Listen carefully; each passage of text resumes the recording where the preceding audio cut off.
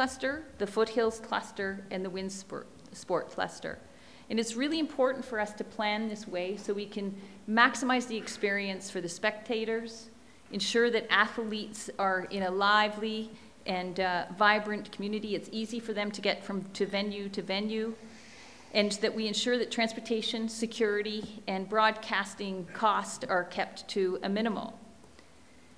In the Stampede Park cluster, we start with the BMO Center, which will be the home of the International Broadcast Center. And then we'll have the main press center at the Big Four building at the Stampede grounds. The Saddle Dome, the existing arena in Calgary, the NHL arena, will be the host for Hockey 1, the primary games. This is definitely our large hockey arena that will hold up to 18,000 people in host games such as the Canada-US games, or both for men and women, which we hope to repeat. Of course, then we'll be using the grandstand at the Stampede, which will be, is planned to host the nightly medal ceremonies, as well as during the day be a celebration site with stage and music and entertainment. Max Bell, just on the other side of the Deerfoot, will be used for a training arena. There's also a new development, which is just demarked here by a star, and that will be the Athletes Village, which is proposed for the Rivers District and is part of the city's master plan or long-term plan, and will become housing or inclusive housing after the games and help revitalize this area of the city. Moving up to the Foothills cluster, this is where the opening and closing ceremonies will be held at McMahon Stadium, where the opening and closing ceremonies were held in 1988. Father David Bauer Arena, close by, would be used for training, and the Olympic Oval, of course, will be used for speed skating as it was in 1988. There's two new venues up here. First is the Field House, that it's commonly referred to, or a multi-sport center, as well as a mid-sized community arena with 5,000 to 6,000 seating capacity. And those will hold the preliminary games in both men's and women's hockey. Just to also just identify that the Field House is typically a summer sport venue, but it will be built so it can accommodate ice surfaces, and it will hold figure skating and short track there. And then will be converted to a summer sport venue for after the games. The last cluster is wind sport, where the sliding center will be, and will host bobsleigh, luge, skeleton events. The ski hill will host freestyle competitions, moguls, big air, and aerials, along with snowboard halfpipe and ski and snowboard slopeside. The one venue that isn't showing here on the map is curling, which we have yet to determine. We're looking at a number of venues throughout the province, and we are having those discussions and hope to settle on that in the coming months, or coming weeks. Sorry, not months, we don't have months. Moving to the mountains, particularly Canmore, will be hosting a number of events at the Nordic Center, including the biathlon and the cross country.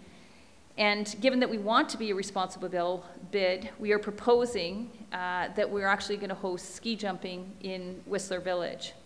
At Nikiska, we will be hosting some of the freestyle activities, so the alpine events, speed, technical, parallel, giant slalom, as well as ski and snowboard cross. The Stampede Park cluster, where we'll have the International Broadcast Center being hosted at BMO, similar to what it is during the games. The main press center actually goes away because the media spaces actually tend to move right to the venues. It's just the way that they typically operate the Paralympics. The athletes will continue to use the Athletes Village, but you'll see the grandstand has gone away as we're proposing the nightly medal plaza and daily celebration site moves up to Canmore, which I'll highlight in the next slide. In the foothills, McMahon will continue to host the opening and closing ceremonies for the Paralympic Games, and the two new venues would now host wheelchair curling in the field house and para ice hockey in the mid-size arena. Para bobsled, if it were part of the 2026 Games, would be held at Windsport. Para bobsled right now is not an official sport in Beijing, and so we're just working towards an inclusion of that for the 2026, which will take a little bit of time. Going to the Mountain Paralympics, Nikiska would host para-alpine and para-snowboarding, and the Canmore Centre would be the home to the para-biathlon as well as the cross-country ski events. And all the athletes would stay in the Canmore Athletes Village, and we wouldn't need to use the Pomeray Lodge during the Paralympic Games. And as I mentioned, that we're proposing that the medal ceremonies and the celebration site move to Canmore, and this allows Canmore to really become the Paralympic Games host. So we tend to talk a lot about sports and venues, but there's also a very big cultural aspect to the Olympic movement. In fact, the Olympic movement's 3 pillars are culture, sport, and sustainability. And culture, more than anything else, often provides a place where people can actually see themselves in the games. And right from the flag handover from the previous Winter Games through to the torch relay to the cultural Olympiad that takes place in the years leading up to the Games. This is a very exciting aspect of the Games. The Olympiad is a collection of cultural programs that could include things like live entertainment and performances, commissioned art pieces and installations, storytelling, the promoting of Indigenous and multicultural cuisine, and many, many others. It's also an educational program that allows us to use sport and athletes to have an important social conversation, for instance, around mental health or active living.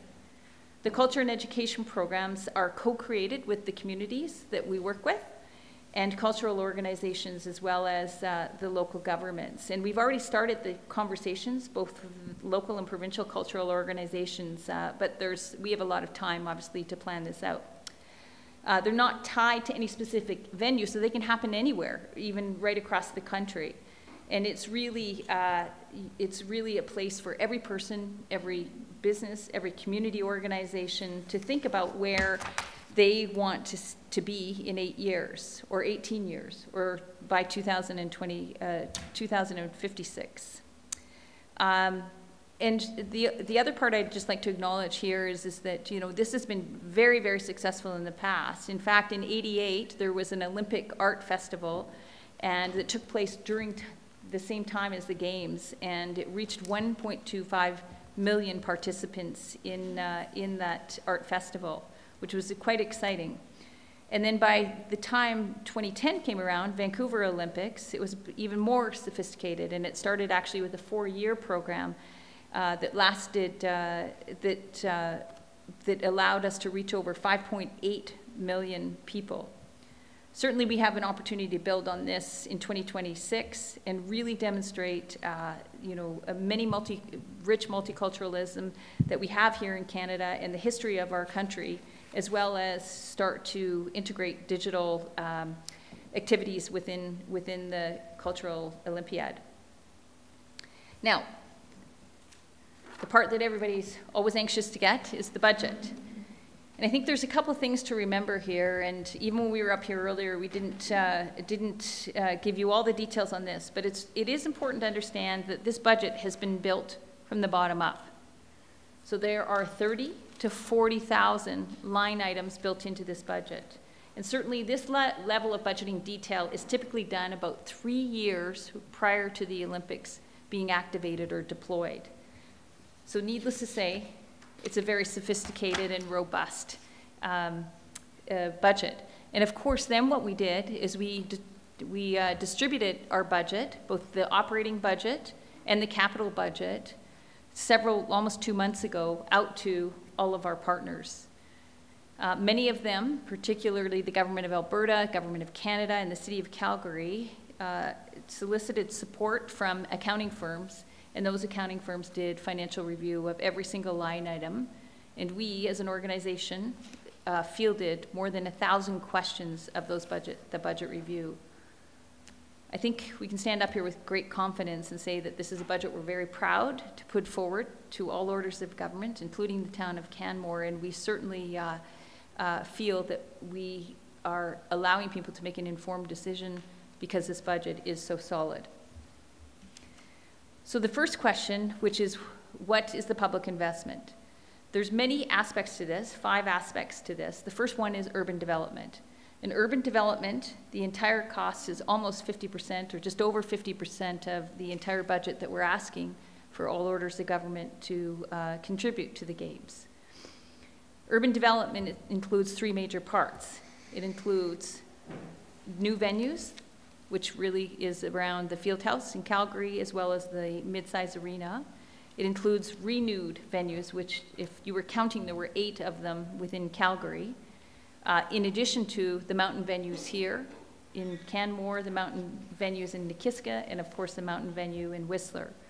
So that's approximately $500 million right there. And then another $600 million has been earmarked for housing, which will be converted primarily into affordable housing. Up to 80 to 90% of that will be converted into affordable housing. The other costs we're asking governments to pay for are services they provide every single day, essential services and security. So whether that be transportation, snow removal, and or security, we've budgeted approximately $910 million, of which $600 million is just for security alone.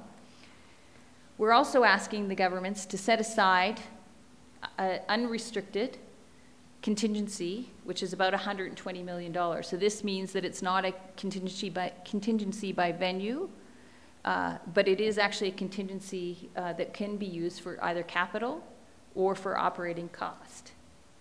We're also asking the government to set aside a $180 million legacy fund, and this will be used for funding the operation of the venues for the future, but also for programming. And that programming can include many things, including youth in sport, Indigenous people in sport, or Indigenous youth in sport.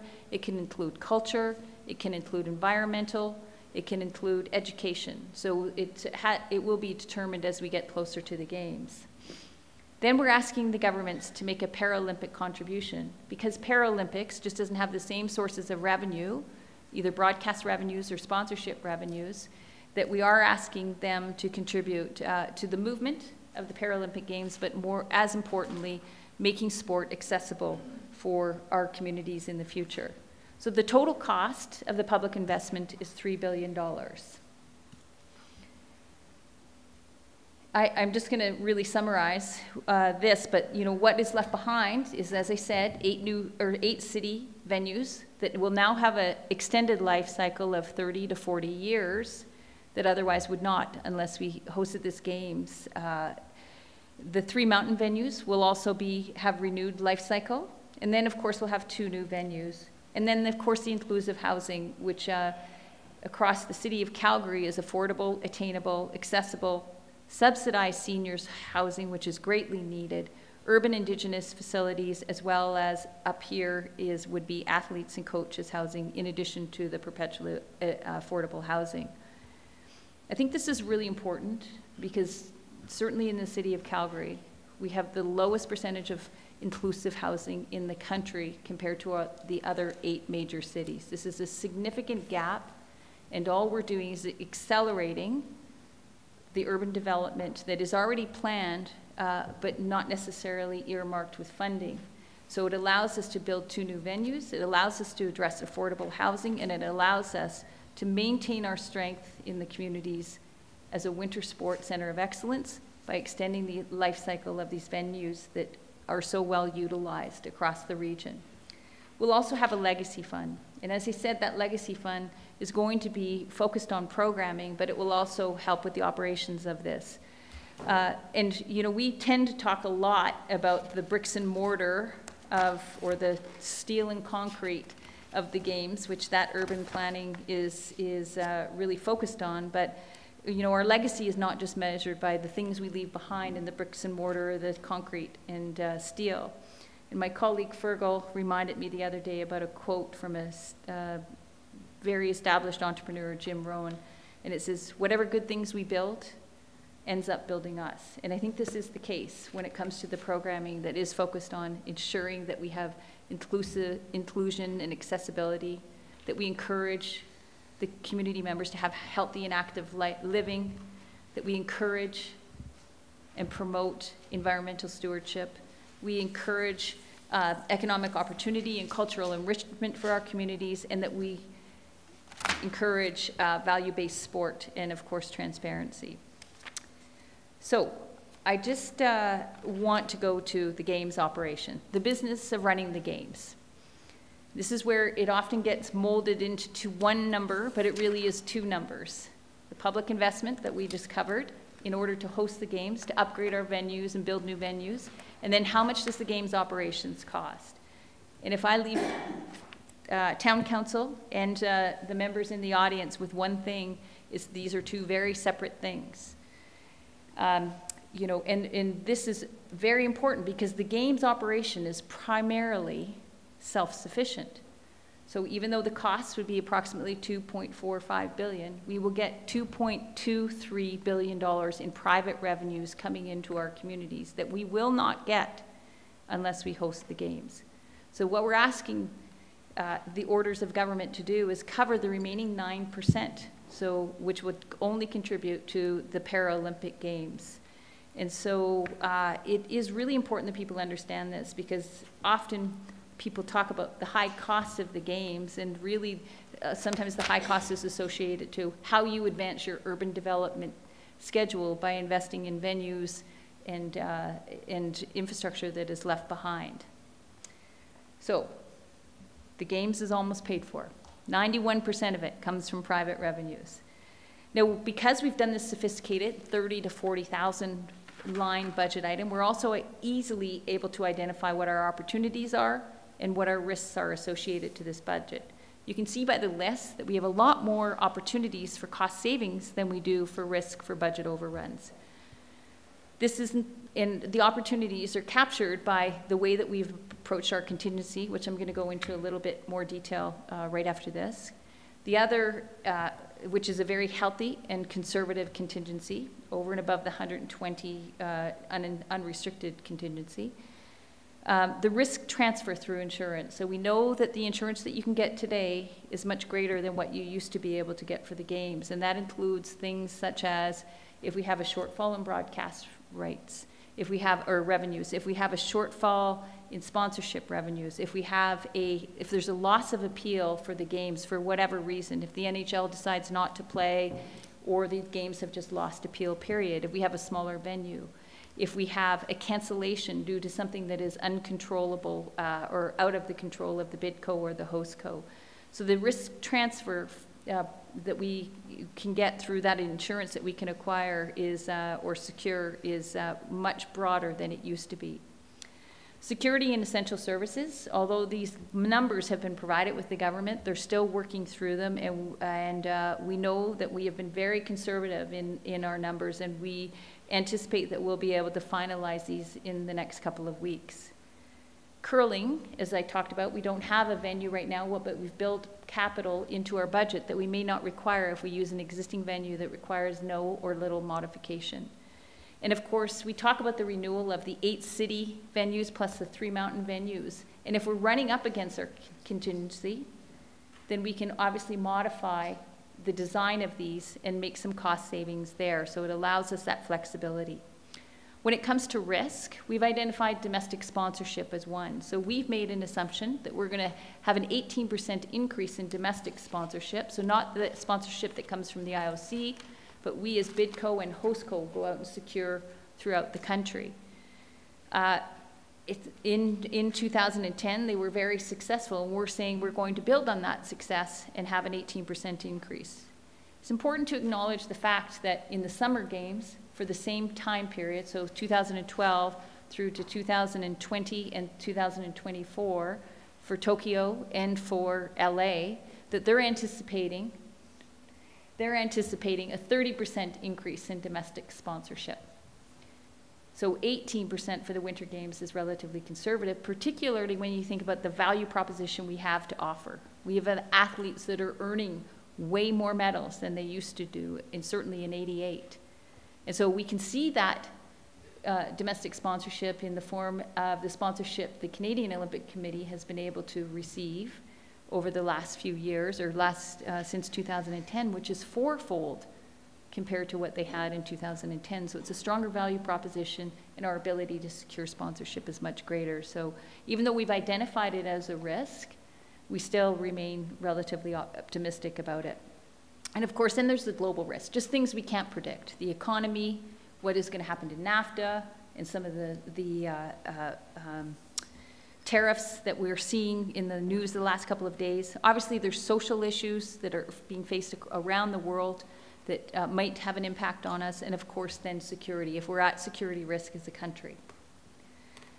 Contingency, this is basically just to show that in addition to that $120 million at the bottom that we've said is unrestricted, can go to operating and/or venues or capital cost, we have contingencies built throughout the entire budget. Because we did a line-by-line item, we can do it for every single venue that we look at.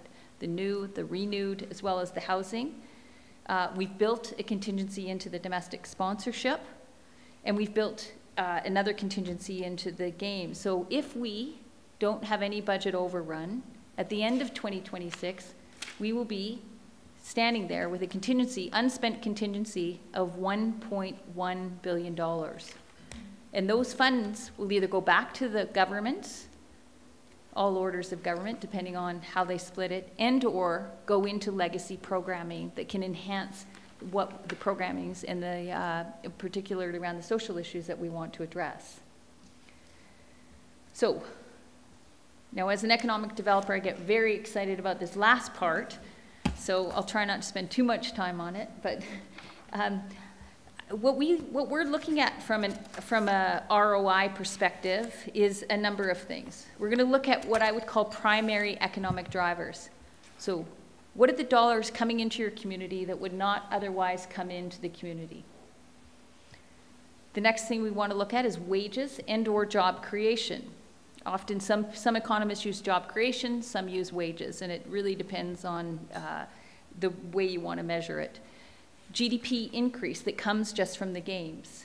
The taxes that the governments will experience, or the tax uplift the governments will experience as a result of hosting the games. And of course, the legacy infrastructure. We've talked a lot about the renewal of the venues, the extension of those venues, life cycle, the new venues we get, and of course, the housing that is left behind. There's obviously secondary benefits as well. And it really depends on how you execute this, the investment you make pre and post games in order to ensure that there's more economic uplift before and after the games. But future tourism, which would obviously be a big uplift in this community, as well as culture, the pre and post investment, trade and investment attraction that happens in the communities, and of course then what will the future revenues that will come out of the venues, new or old, as a result of the enhancements that we make. And of course, there's social, economic, or social impacts that we would measure as well. So city's reputation or brand equity that we build. How many people know more about Canmore than they did prior to the games? We saw a significant increase in the region out of Europe, US, and other parts of the world when we held the '88 games. And if you compare Edmonton to Calgary and Canmore during the same region, there's a significant gap that happened around '88 as a result. And if you think about Vancouver, they received $1 billion of ad value equivalency during the games, which they saw in future dates of increased tourism, more conventions coming there, as well as some business opportunities, repositioning the community as an innovative hub. Nation building, harder to measure, but hopefully we can mitigate some of the divisiveness that is occurring right now when we're at the final game. It's in overtime, and maybe Sidney Crosby or Connor McDavid or whoever else from Alberta could score a goal. The reconciliation with the Indigenous peoples and the commitment to the truth and reconciliation, the inclusion and accessibility of these venues, the skill development we'll get in winter sports, but also in innovation, cybersecurity, things like that, volunteerism and civic pride, our environmental agenda, and being able to showcase our climate leadership, as well as active living. So when we look at it, I'm just going to talk about Alberta for the time being, but if we look at that $3 billion that we have asked all orders of government to contribute, we're going to look at what happens before the games, what happens during the games, and what we're left with, what is left in our communities. So if you look at before the games, sorry, I did this wrong. It's the leveraged investment, the leveraged dollars that we keep talking about. So as I indicated to you, there's private investment that will come into our communities as a result of hosting the games to the tune of $2.2 billion. So this is revenues that will come from IOC, revenues that will come from domestic sponsors, revenues that will come from ticket and merchandising we sell during the games. And this would not come to our communities and spark economic growth without us hosting the games. It will go somewhere else in the world. Then there is the Government of Canada's contribution to our region, to Alberta overall. And this is, there's a policy in Sport Canada's, their agreement that says that they will pay up to 50% of the public funding. So if we're asking public orders of government to pay $3 billion, the Government of Canada will commit up to $1.5 billion, cover 1.5 of that. That will not come to our communities unless we host the games. It is earmarked for an international event. So if another community hosts an international event, they will get that $1.5 billion. So that's $3.7 billion that will only come to our communities and spark economic growth if we host the games. Then if you look at the economic impact, and we took a very conservative approach. This is a preliminary assessment, but we've worked with an outfit in Calgary to talk about what will Alberta get. So this is the entire region. And what they have said in this assessment is $2 billion will come into the communities, our communities, during the games. And they've been very conservative. They've discounted or removed all of the displaced revenues or opportunities that we get. And when I say that, any tourism within Alberta, so let's say Calgarians coming to Canmore, they have removed that. So it's just incremental tourism that's coming from outside the region or the province. Because what they assume is that instead of going to Stars on Ice, or rather instead of going to Drumheller, people will spend all of their incremental or disposable income on going to the games. Not all of it, but whatever they would have spent on sports. So it's a very conservative approach to tourism outside of the region only. It's also said, if we're in a construction boom, we don't want to account for that construction into the GDP value. So we'll remove the construction of venues, we'll remove the construction of renewed venues, and we'll remove the construction of housing. So this is a very rudiment or basic assessment of GDP value, very conservative approach. They've also identified that the communities between the province and the town of Canmore and the city of Canmore that will see about a $200 million tax uplift coming from things such as hotel tax, things like income tax to the province, property taxes to the city and the town. And then it also indicates wages. They don't count jobs in the assessment that they've done, but it doesn't take a rocket science to do the finger math to say $1 billion in wages, which is what they've said, accounts or it contributes about 2,200 jobs for 9 years into the region. So economists will poke holes at this and they will say, well, they're not full-time permanent jobs. And I would say, particularly in Calgary, given our economic situation, we'll take any job right now. So part-time, full-time, 7 years, 5 years, we want to get people back to work. In Calgary, we have the highest unemployment in the country. We used to hold the lowest unemployment in the country, and we're at 8.2% unemployment with 70,000 talented, educated people that want to stay there, that don't have jobs to go to, and this will allow them to go back to work. Then we talk about the legacy assets. I've talked a lot about this. So the new venues will have a value of $400 million of new assets in a field house and a new arena, small arena or mid-size arena. Renewed venues will invest $500 million in these venues that will extend the life cycle of these for 30 to 40 more years. And then we'll have value in the housing that is in our communities up to $600 million. So if you look at all that, that's about a 5-to-1 return. So if you added all of that up, then it would be $7.4 billion of economic stimulation that comes into our community for 1.5 that we're asking the province of Alberta and the city of Calgary to invest. So there's no question there is an opportunity. And I can tell you, this has been an interesting transition for me, for somebody who has sat as the CEO of Calgary Economic Development. At Calgary Economic Development, those people work hard, probably harder after I left, but that's neither here nor there. But they have 300 files, active files, in their pipeline of opportunities coming into the region. And when I look at the job creation and the economic growth coming from the games versus the 300 files, there's not one that compares to this. It really is our best opportunity that we can see in the community, but we have to work together, both Canmore and Calgary, our tourism partners, our economic development partners, in order to do this.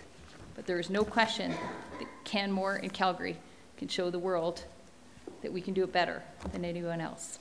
Thanks very much. Thank you very much.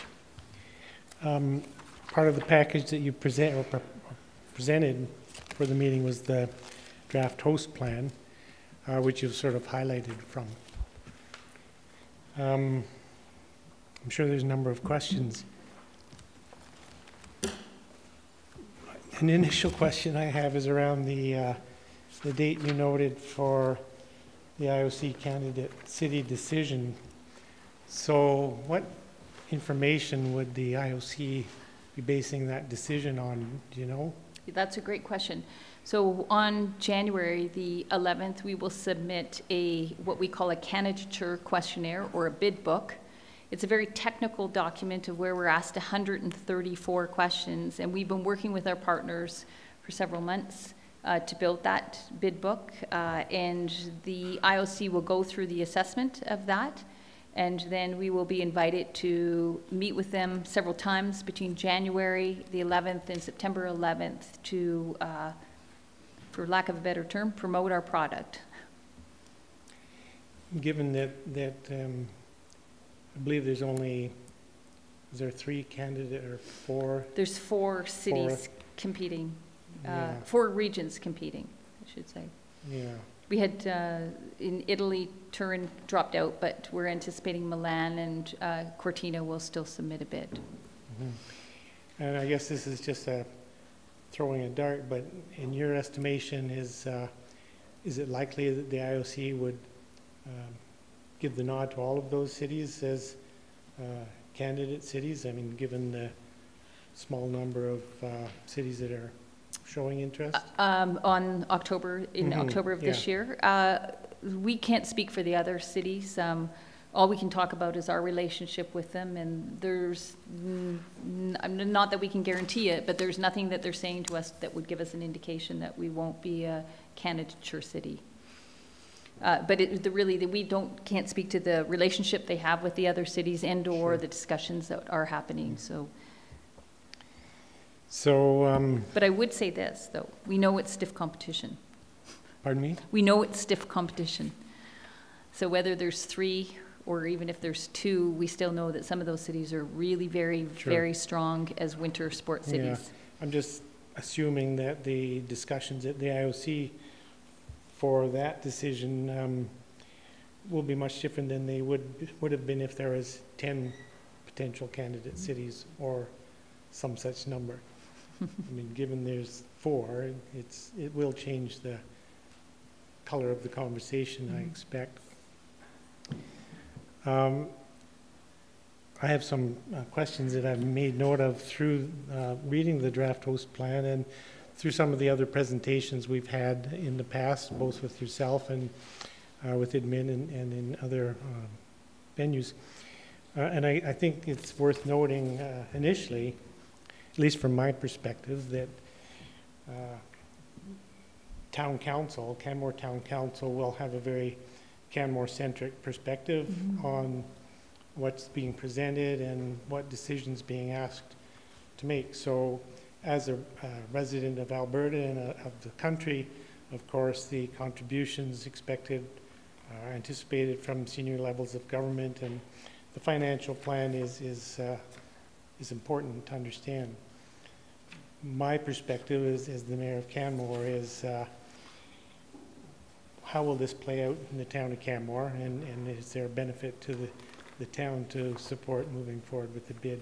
Mm-hmm. So it's in that context that I have a number of questions, and I'm sure other councillors do as well. So just to kick this off, so if there is a successful bid put forward and the IOC awards the 2026 games to our region, several subsection questions. So how will the bid corp transition to host co? Mm-hmm. And what will the relationship then be between the town of Canmore and the host co? I'm assuming it'll be very similar, but it's something that I'd like to better understand. Sure. How that transition occurs. Mm-hmm.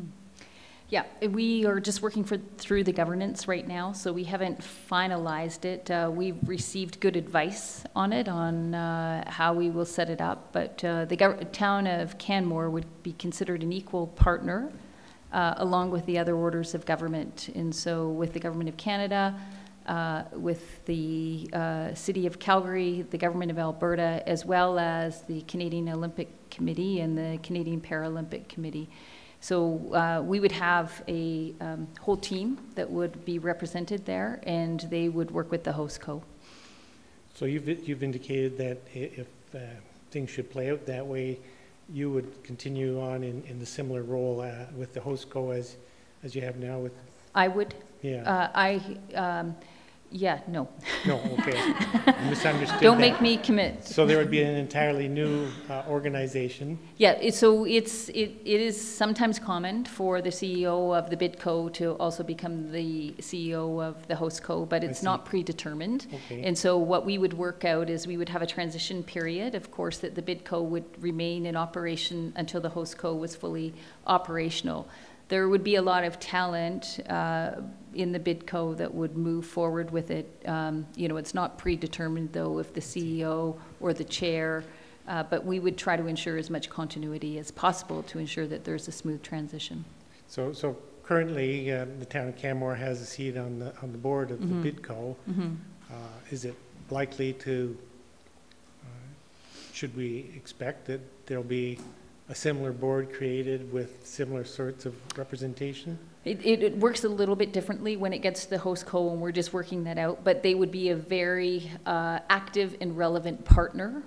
Whether they would sit on the board is to still be determined, because it's a business operation. And so it is really important for them to sit during in the building of it, for sure, have a front row seat to it. But when it gets to the execution or the implementation, they often sit on a very active committee. This is how it's been formed in other regions. So it may not appear any different in the actual activities and engagement, but it's structured slightly different from what we've seen. But we're going to get some professional guidance on it, and we'll come back to all of our partners with a recommendation prior to submitting the bid on January the 11th. Okay, I'm thinking back to '88, and I'm pretty sure the town had a seat on the CODA board. Mm-hmm. Yeah. So we'll see how that plays out. Yeah, absolutely. I would assume that there would be interest on the part of the host co to have a fairly meaningful relationship. Absolutely. Yeah. It's critical. Yeah. We can't do it without having active partners, for sure. Yeah, and again, you may not be able to speak to this, but the relationship itself, we've come to understand the relationship that we have with the bidco, which has been a very good relationship. Mm-hmm. I'm just, again, assuming that there'd be a similar working relationship with the host co, sharing of information and regular updates and meetings and whatnot. Yeah, absolutely. And again, it's, we need some governance guidance on this based on the IOC's requirement. So nothing's set in stone right now. We'll continue the discussions as we build it, both the transition as well as the actual host co. So we'll engage the town of Canmore in those conversations for sure. I'll keep going through my list of Sure. questions, but any other members of council that have questions, hit your buttons and just like that. Councillor Celia. Ms. Moran, thank you for the presentation. My pleasure. It was excellent. And Thank with you. your backgrounds in economics, I've got some economic questions for you. Sure. When it comes to costing for the town of Canmore, the Olympic Village, the overpass, creek mitigation, Olympic Plaza, things like that, how does it all fit? Yeah. I'm going to ask my expert, the subject matter expert, Fergal Duff, to come up and answer the questions, because he's been involved for a very long time in great detail. Great, thank you. Thank you for the question. So in terms of responsibility of delivery, typically what we're hoping to achieve through the agreements that we're having both with that we will have with the town and other venue owners like the Nordic Centre and so on, that those bodies would take ultimate responsibility for delivery of those projects. There would be interaction, obviously, with the host co through what we're terming a project oversight committee, and that committee would be made up of probably 2 members from the organisation responsible for delivery and 2 members from host co. Host co through that committee can provide assistance in terms of procurement, selection of design and construction partners, contract conditions, but at a very minimum we would provide oversight in terms of schedule and budget. So the infrastructure components that you mentioned, like overpass, flood mitigation, we probably, the host co wouldn't necessarily get involved in that unless you were looking for some input. But obviously in terms of coordination and how the village, the Canmore Athletes Village gets delivered, and the interaction with that project and the other infrastructure components would be key to that. I guess what I'm asking is how do the finances work, and what fiscal tools does the town of Canmore have? Is it covered in the budget, or are we going to have to design this as we go? I can speak to the village in specifically. Overall, the estimate for the village delivery is estimated around 116 million. The revenue that will be generated from that is estimated around 64 million, and there is an assumed contribution from the town of Canmore in the form of land and contributions to levies, which is valued about 10 million. The balance between the cost and those other components is about 42 million, and that is going to be in the form of a grant that'll come through from the government partners through the host co, and will support the feasibility of the village project. The flood mitigation, pedestrian overpass, and some other utility infrastructure works that will be required to facilitate the village development will also benefit other landowners in the vicinity of the village. So we've worked out a preliminary split of how those contributions will be made, and the proportion of those costs is included in the municipal contribution that I mentioned. Thank you. 10 million. Yeah. So following on that train of thought, and it's been noted that it's would be one of our responsibilities as the town to deliver the athletes village. Curious about the approval process or approval relationship with the host co, and particularly how much leeway there would be for the town of Canmore and our housing corporation in regards to the details of the design. Mm-hmm. So is it a top-down sort of direction from the host co, or is it ground up, basement up from the town, or is there? Yeah. We have a few requirements in terms of what needs to happen to accommodate an athletes village, but mainly our focus has been on legacy and the long-term use and benefit of the facility after the games. And this goes both for all of the housing projects that we're looking at, and also the sports venues. And there's been a big focus on legacy investment. So obviously up to now, we've worked closely with the Canmore Community Housing Corporation to develop a concept plan for the site on which we've based our estimates. And we're working with an adjoining landowner to accommodate some of the temporary overlay works that are required to accommodate the village.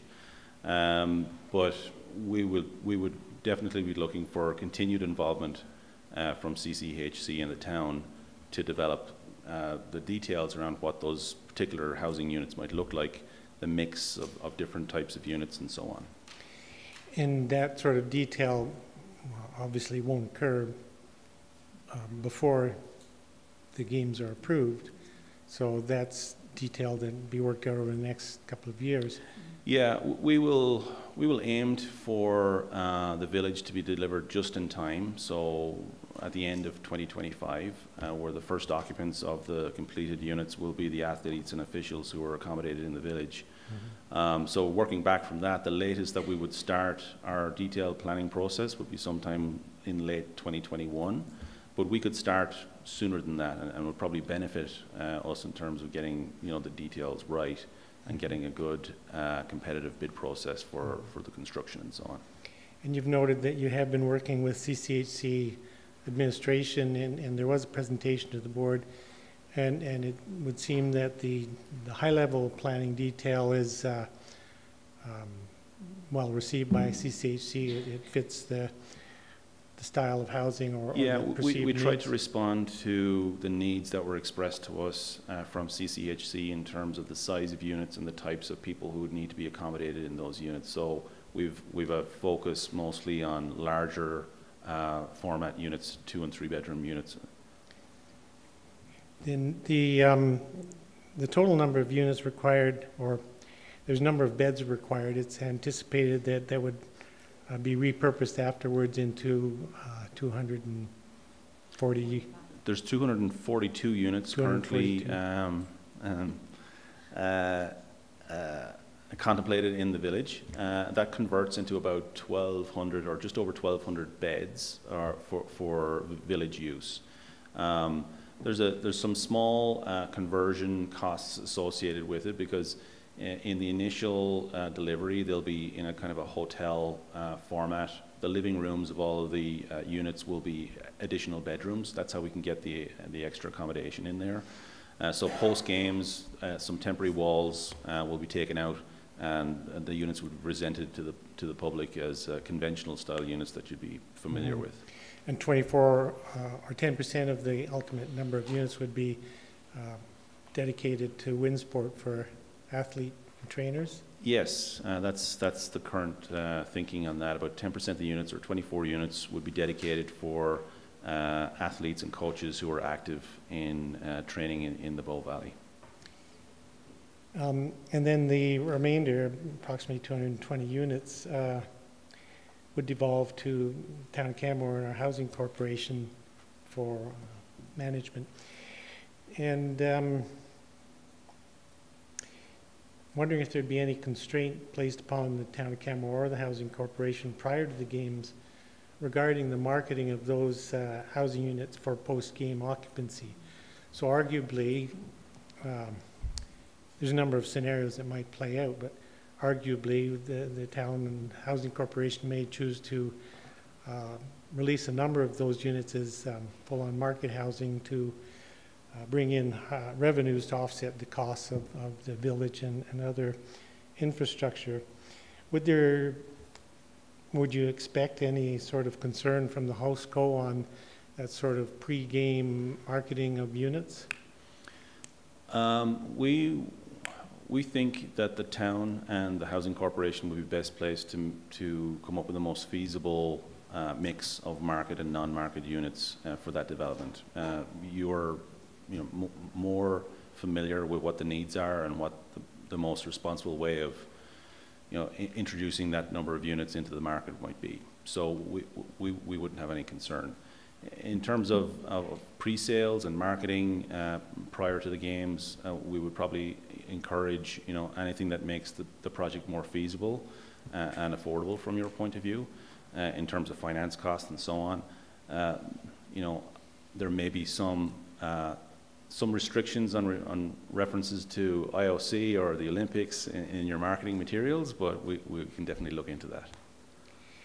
My recollection from the familiarization tour that I was involved with earlier this year in Pyeongchang was the city of Gangneung, which is where the Athletes Village existed, had pre-sold, I think, all of the housing units to the market, but their goal was different when it came to the housing. Gangneung was trying to develop a solid tourism industry there, which they don't have. So their interest was in marketing those units. Our needs are quite different. Our needs are really around meeting our own residential needs, but the possibility of some portion of those housing units being sold to market would be a good conversation for the town to have if we find ourselves in that situation. I'd also add, in addition to the units that will be developed for the village, there'll be a future housing site on the property that the town could consider for future development. Correct. As well. So it'll be fully serviced for an additional building of probably around 80 units if it's in the same configuration of the other buildings that we're currently conceptualizing. And part of the there's a number of pieces of infrastructure or other things within the town, also partly associated to the village, and not things like the pedestrian overpass and the creek mitigation, which you've noted. But the other possibilities that exist around Celebration Plaza in the downtown, transit options, and the bus turnaround and parking, those sorts of details. Just curious what the detailed planning process would look like for those components, those pieces of infrastructure, although some are tied into the village concept plan. Outside of the village, we would certainly like to be involved in the development of those ideas about where the celebration site might be located and how it's configured.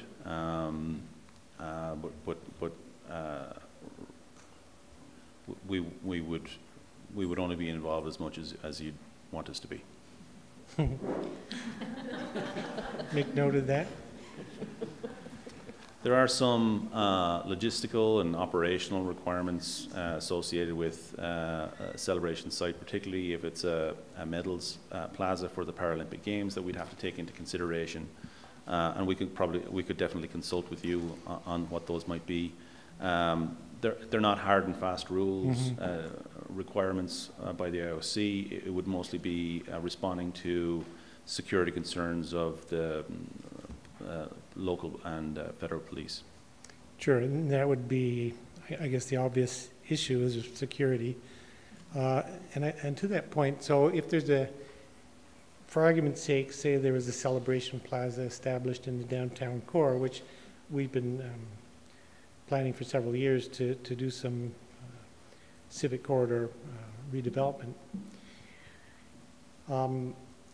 If this is going to be used as for medal ceremonies during Paralympics, would that site have to be entirely secured area? Again, it's not a requirement. It would be determined by our security partners as part of the games planning. There are precedents from prior games, including Pyeongchang, where it is inside a secure perimeter. Typically, they're free events, but they're ticketed to control crowds. And there are cases, Vancouver and Toronto games, where mag and bag was required and not required. So it just depends on the context and the security environment at the time. So we'd have to determine that a little bit closer. But the idea is that it is an accessible, free and public event. of course, and throughout the games, it would likely be the venue for cultural live venues and whatnot as well. Yeah. Other than medal ceremonies, it could be a celebration site. We could have, you know, live or recorded screening of events, live entertainment and things like that. Great, thank you. I'm stepping outside of my area of expertise here. You understand this is all being recorded, right? Uh-oh. Councillor Sanford? Oh, thank you, Your Worship. Oh, thank you for your presentation. It's great that you can come to Canmore and share all that information with us. I just had a question. I have a few questions, but one of the questions is about the role of the IOC in the operation. And I understand that there's a committed amount of dollars that the IOC will give to an Olympic event. And how did they come up with the formula of what they contribute, given that we have to determine what the overall budget and cost is? Sure, I'll let Joanne answer that as the IOC representative. Thank you. Hi, thank you for having us. Honestly, we won't know. They have a number of revenue streams from selling international broadcast rights that they collect that are private contracts. We would never find out what the value of those are. Then they sell worldwide Olympic partnerships, again, private contracts with companies like Intel, Alibaba, Coca-Cola. We would never find out the amount of those sponsorships, just as if Calgary 2026 signed a domestic sponsor, we wouldn't make that amount public. That would be confidential information between the sponsor and Calgary 26. So they amass their revenue, and then they determine how much do they need to fund a summer games and a winter games within a 4-year period. How much do they fund to the international federations and other important events that they have. So I could provide you with a pie chart that's available on their website about what percentage of their total revenues goes to each thing, and we could try to do the finger math, as Mary says, from there. But there's not a precise formula that would say this much goes. What we do know is that they will fund $925 million in 2026 dollars. Broken down to the budget that was presented to you earlier, it would work out to $751 million in cash to the OCOG, or the Calgary 26 budget. So we know exactly what percentage of that we would get if we were fortunate enough to win the games, and we can make our budget assumptions from there. So we are certain about that amount Right. that's being contributed. That's the minimum they are committing. It could go up from there. And in the in-kind value of that, what does that entail? Right, so that would be certain partnerships like one with Atos that they have had in past, or Amiga, who's the timing and scoring partner, that would come to Calgary, to Canmore, install the timing and scoring clocks for Nordic events. That's actually quite an important element because, as you would probably know, the distance between two athletes is so small. So there's a lot of technology involved in that otherwise the organizing committee would have to provide. Amiga provides that, and we give an equivalent value to them back in marketing value. Okay, so the in-kind is actually that sort of thing where, Right. where you provide the technical Right. standards. I mean, you have to have certain standards for Exactly. those things, correct? Yeah. Oh, okay. Yeah. I'm wondering if the IOC, you did mention that you do clocks, but you don't generally contribute to the infrastructure parts of the project. Is that correct? It's operational? The IOC, no, they do help. A massive component of their VIK is the Olympic Broadcast Service that 88 and Calgary 88, they had to provide their own, and then the IOC realized there was inefficiencies in that and they could provide it. So I believe the value of that is $183 million US for what they value the value in kind to the organizing committee would be. So that's one element where they do get into the delivery of the games through the service that they provide. But otherwise, that would be on the organizing committee to determine what it needed. So when we build infrastructure, it's the budget that Mary went through with. Right. Capital separate from operating. And yes. it's clear what that distinction is. Right. Pretty much, right? Yeah. Okay. Good. Thank you. Yeah. You bet. Councillor Seeley? I was reminded tonight that in 1988, Canmore was a very busy place because of the Olympics. So can you just talk about congestion and the transportation hub, and personal vehicles and how it all flows from Calgary out here and how we deal with congestion? Yeah, sure. And those details are still being worked on, but the plan right now is to have a remote parking field, I guess, or parking area close to on the Highway 1, close to Nikiska. And we would ask most people to park there, and then we would have transport. Stony Nakota. Yeah, Stony Nakota, yeah. Sorry, I didn't know if everybody knew. Yeah, where that's that right.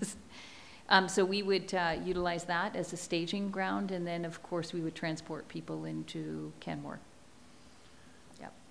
And then there will also be transportation planning that will be required from down in this town site up to the Nordic Center as well. And the stops are still to be determined, and the exact route are still to be determined. So it's still being planned, and I guess our concern would be everyone bringing their personal vehicle out. Yeah, absolutely not. There's a plan to Absolutely mitigate that? not. Okay. Yeah, Great. we want to minimize the amount of car traffic coming into the whole region. Great, Yeah. thank you. And in the same area of discussion, so I understand that plan for intercepting anybody from the east coming out, Yes.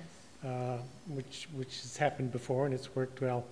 I'm wondering about, though, when those visitors, the people that come out to watch the events at the Nordic Center, rather than having to get back on the bus back to Stony Nakota and go home, it'd be nice to know that they have easy access to come downtown, particularly because this is where a lot of the events will happen.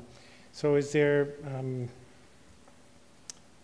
what are the transit options that might be considered for moving visitors from the Nordic Center down to the downtown area in the Celebration Plaza, and then back again to the bus parking so they can get back on their bus out to their car at Stony Nakota? So there will be transportation from all of the Canmore venues, so both, and it's not just for spectators, it would be for the workers as well. And so that still exactly has to be determined, but it would be, we would obviously it would be similar route there and back to the downtown, but we realize that both spectators as well as workforce want to get to and from the events down to the live action in particular. So we're accounting for that, and as I say, those are still to be determined exactly how, the routes, exactly how they'll work, but we're working on that right now. And I guess that's all I'm looking for at this point, is knowing that it's on the table for discussion, and we'll resolve that before the games. Again, drawing on my experience in Pyeongchang, the transportation there was stellar. So yes, our team was staying in Gangneung. A lot of the events were up in Pyeongchang, and to get back and forth, which was about an hour's drive if you hopped in a car, if I recall. Right. But it was so simple and efficient, yeah, very efficient. Mm-hmm. And in the same line of thinking, so has there been any discussion, or might there be, around getting people from Canmore or points west through transit to other venues, other clusters? So would we have an ability as a Canmore resident to get on transit in the morning and go and watch some of the events in the city or wherever? From Canmore, there's going to be to the parking area at Stony Dakota, but there's also going to be transportation through to Kananaskis. So we know that there'll be transportation requirements between the two venue sites, or the mountain sites, as well as Canmore to the city venues as well. So we would get, be able to take them, drop off at C train stations, as well as the Windsport bus service that will be running through Windsport. Excellent. Because I know we'll be wanting to go and watch some of those events in the city. And one last question on the subject of transit for now. So I'm sure you're familiar with the current discussions on passenger rail service from town of Banff to the city. And I don't know if there's been any discussion at the BIDCO around how that may play out. I mean, it would seem like a natural fit if the passenger rail should come to pass, that the host could be using that for moving people from the mountains into the city and back and forth. Yes, there's definitely, now putting on my economic development hat, we've had discussions with the private organization that is trying to initiate that service, and so I'm very familiar with the file from an economic development perspective, and encouraging multi-stop tourism in particular that Calgary seems to miss out on a lot, because a lot of people don't know that Canmore and Banff are you have to fly into Calgary. It's actually amazing to me. They've been to Banff, but they haven't been to Calgary, which is always extraordinary to me. But so I've had many discussions with the private operator on that, and obviously there's some things to work out. But you know, we're hoping that there's many discussions that are inspired as a result of the games and the games conversation. Of course, the sticking with Agenda 2020 and the IOC's wholesale change to be more sustainable. This would not be a cost that we could see within the bid, but we hope that some of these initiatives will run alongside and perhaps encourage different discussions that have happened in the past on, you know, transportation, as well as some other venue discussions that are very well publicized in the media these days. Super. Yeah, of course, as well as housing, you know, transportation issues are top of mind for absolutely. Town of Canmore. Yeah. Ms. DeSoto, did you have something to add in the way of? Sure. I had my button pressed a while ago, but I will, if you allow me, I just wanted to compliment the answer on the transit piece and remind Council that Martin Bean from Regional Rome Transit has been an active participant in the transportation working groups, and so the intent is to expand our local Rome bus service to do local service and shuttles out to Nikiska possibly. Thank you. Councillor Comfort. Thank you, Your Worship. Thank you, Ms. Moran, for your presentation. My question is around, you've made multiple references to Agenda 2020. Yes. Can you speak to that a little bit, and very high level? What are Sure, the principles of that, and what's the transformation it's intended to? I mean, the primary focus of it is really about sustainability and legacy, and so they like to work with regions that are going to either have the venues that they can reuse, and as importantly, if they are going to build new venues, that they are legacy and will have high utilization and generate revenues for the community for years and years to come. And so, you know, we've seen a lot of past Olympics who have built entire villages or resorts and had very extravagant facilities that are underutilized post games. The IOC Agenda 2020 is really about fitting into the long-term urban planning and development required by the city, the region, the town, and the country, right? So it doesn't want to build things that aren't going to be utilized. What I think we're very, you know, what a big, strong selling feature of ours is going to be is that we have venues. You know, like 11 venues will be renewed, and so we go in with a position of strength. And because we as a region, Canmore and Calgary, are such a strong winter sports city, that will be viewed very positively, that we're renewing 11 venues and there's only 2 new venues being built. Okay, thank you. Yeah. I have a second question, Your Worship, if I may. Sure. To volunteerism, it's on your list. Yes. As a volunteer in the '88 Olympics, it was transformational for this community. There were so many connections made between different groups with different goals, and it was a very useful mechanism. And that, excuse me, those groups of volunteers that came together for the games then got together and forwarded other community endeavors. So there's a little less, like in '88, volunteerism was put forward as one of the main reasons the games could succeed. Was all that free labor, from drivers to hosts to whatever. So I'm wondering about, and you cited some numbers up there, so I'm wondering about the role that volunteers will play, and when you talk about gifts in kind, that certainly also has a monetary value. So can you speak to that a little bit? Absolutely. We also think volunteerism is going to be a strength of ours. we have a strong volunteer community, both in Canmore and Calgary. I think we've demonstrated that a number of ways. Certainly in Calgary, every year we demonstrate it by the 2,800 volunteers that come out to support the Calgary Stampede every year and the implementation of that event.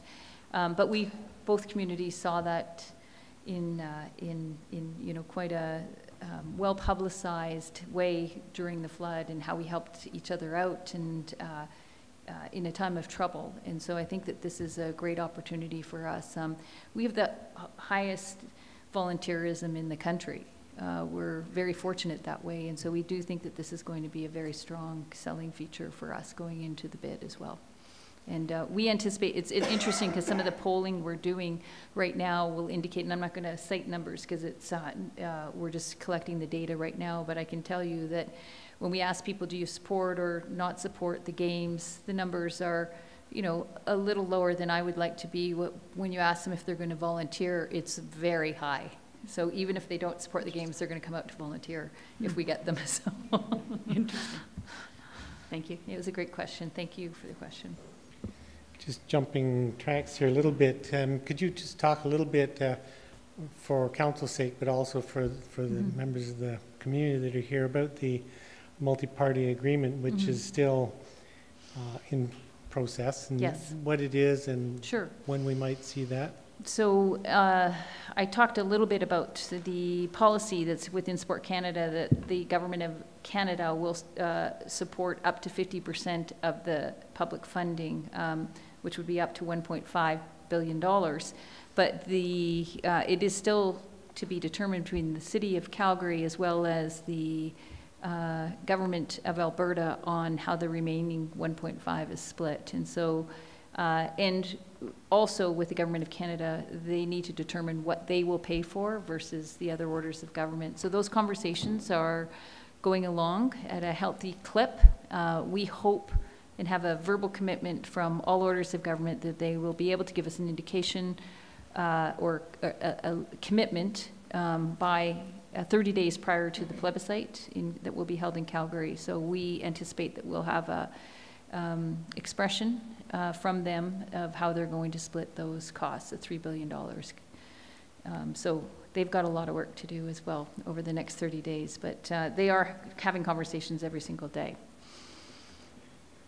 So that was 30 days prior to the plebiscite, that was October 13th? October the 13th. Right. And Town of Canmore is a signer on they're also very involved in the multi-party agreement, yes. Thank you. Councillor McCallum. Thank you, Your Worship. Thank you for coming to Canmore, Ms. Moran. Thank you. And bringing your mob of crew. I have quite a few questions, and I'm usually really questiony. Yeah, sure. So I've allowed my colleagues to ask a lot of questions first, hoping that would trickle down. So it's my turn. Well, we'll still be able to ask questions. Yeah, for sure. You don't have the floor the rest of the night. Ease back and let it all happen over here. So we had an opportunity to meet with your group a couple of weeks ago. Yes. Thank you for coming out again. No and one of the statistics from, you can keep your ECDEV hat on actually, was with regards to job years. So I think the number was quoted 20,000 job years, which you just articulated a little bit differently to be 2,200 over 9 years. Yeah. 2,200 every year for 9 years. Fancy employment measure that we use, which I'm becoming more and more familiar with. Could you provide for me a breakdown as to how many of those job years would be considered for Canmore and what the expected wage range and sectors We actually do not have that breakdown at the present time, but we could, if it's of interest, we could go back to the person doing the assessment. It is preliminary right now, but we could go back to them and try to get them to, we would ask them if they could do a split for Canmore versus Calgary. It would be helpful, I think, in decision making, simply because we are aiming for at least living wage jobs. Yes. And actually, hopefully, jobs that can get into the market housing sector, not just the affordable housing market sector. And so that would be good information to have. How many questions do I get, Your Worship? I'll interrupt when you've had your turn. Mr. Duff, I had a question with regards to the design philosophy with regards to the affordable housing legacy. Now, I think that you alluded into, when you presented prior, that the design philosophy would be you're building a neighborhood first, which will happen to house Olympic athletes on the front end, as opposed to the opposite, which would be problematic. Would that be a correct assumption in what I heard?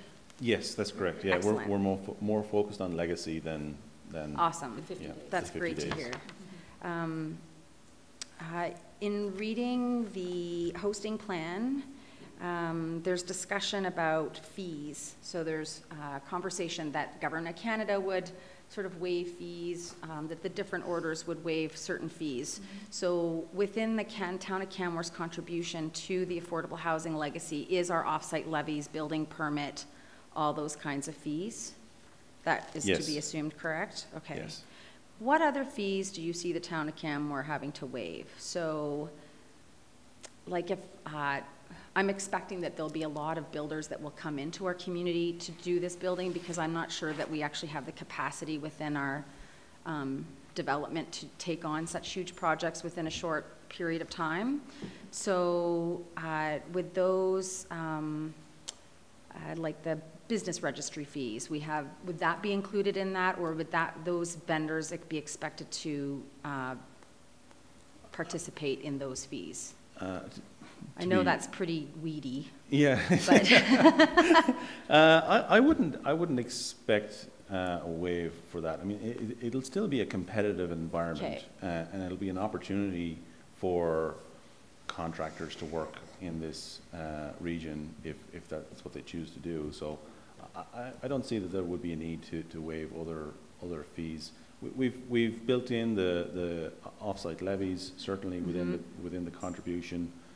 We do have a sort of a percentage for other soft costs, which typically pick up permit fees, and on the balance of things, you know, they're a small amount in the overall budget. Sure. But we didn't anticipate asking the town to waive anything. Okay, else. I just wanted to understand how that might work, because sometimes local businesses are a little bit touchy about that for obvious reasons. Yeah. Do you have the plan in front of you where? I do. Yeah, what page are you referring to? Because I have a feeling we're talking about something, that we're talking about more federal government. 72, I think, might have been. Because there's going to be a requirement from the federal government to waive a couple of things, and some of those include when we have foreign workers coming into the country, Yes, which we require. that was quite clear. Yeah. So things like the LMIO, and then there's some taxes for products and production that have never been charged for the games operations, and so we'd be talking to the government of Canada about waiving those types of fees as well. Yeah. Excellent, thanks.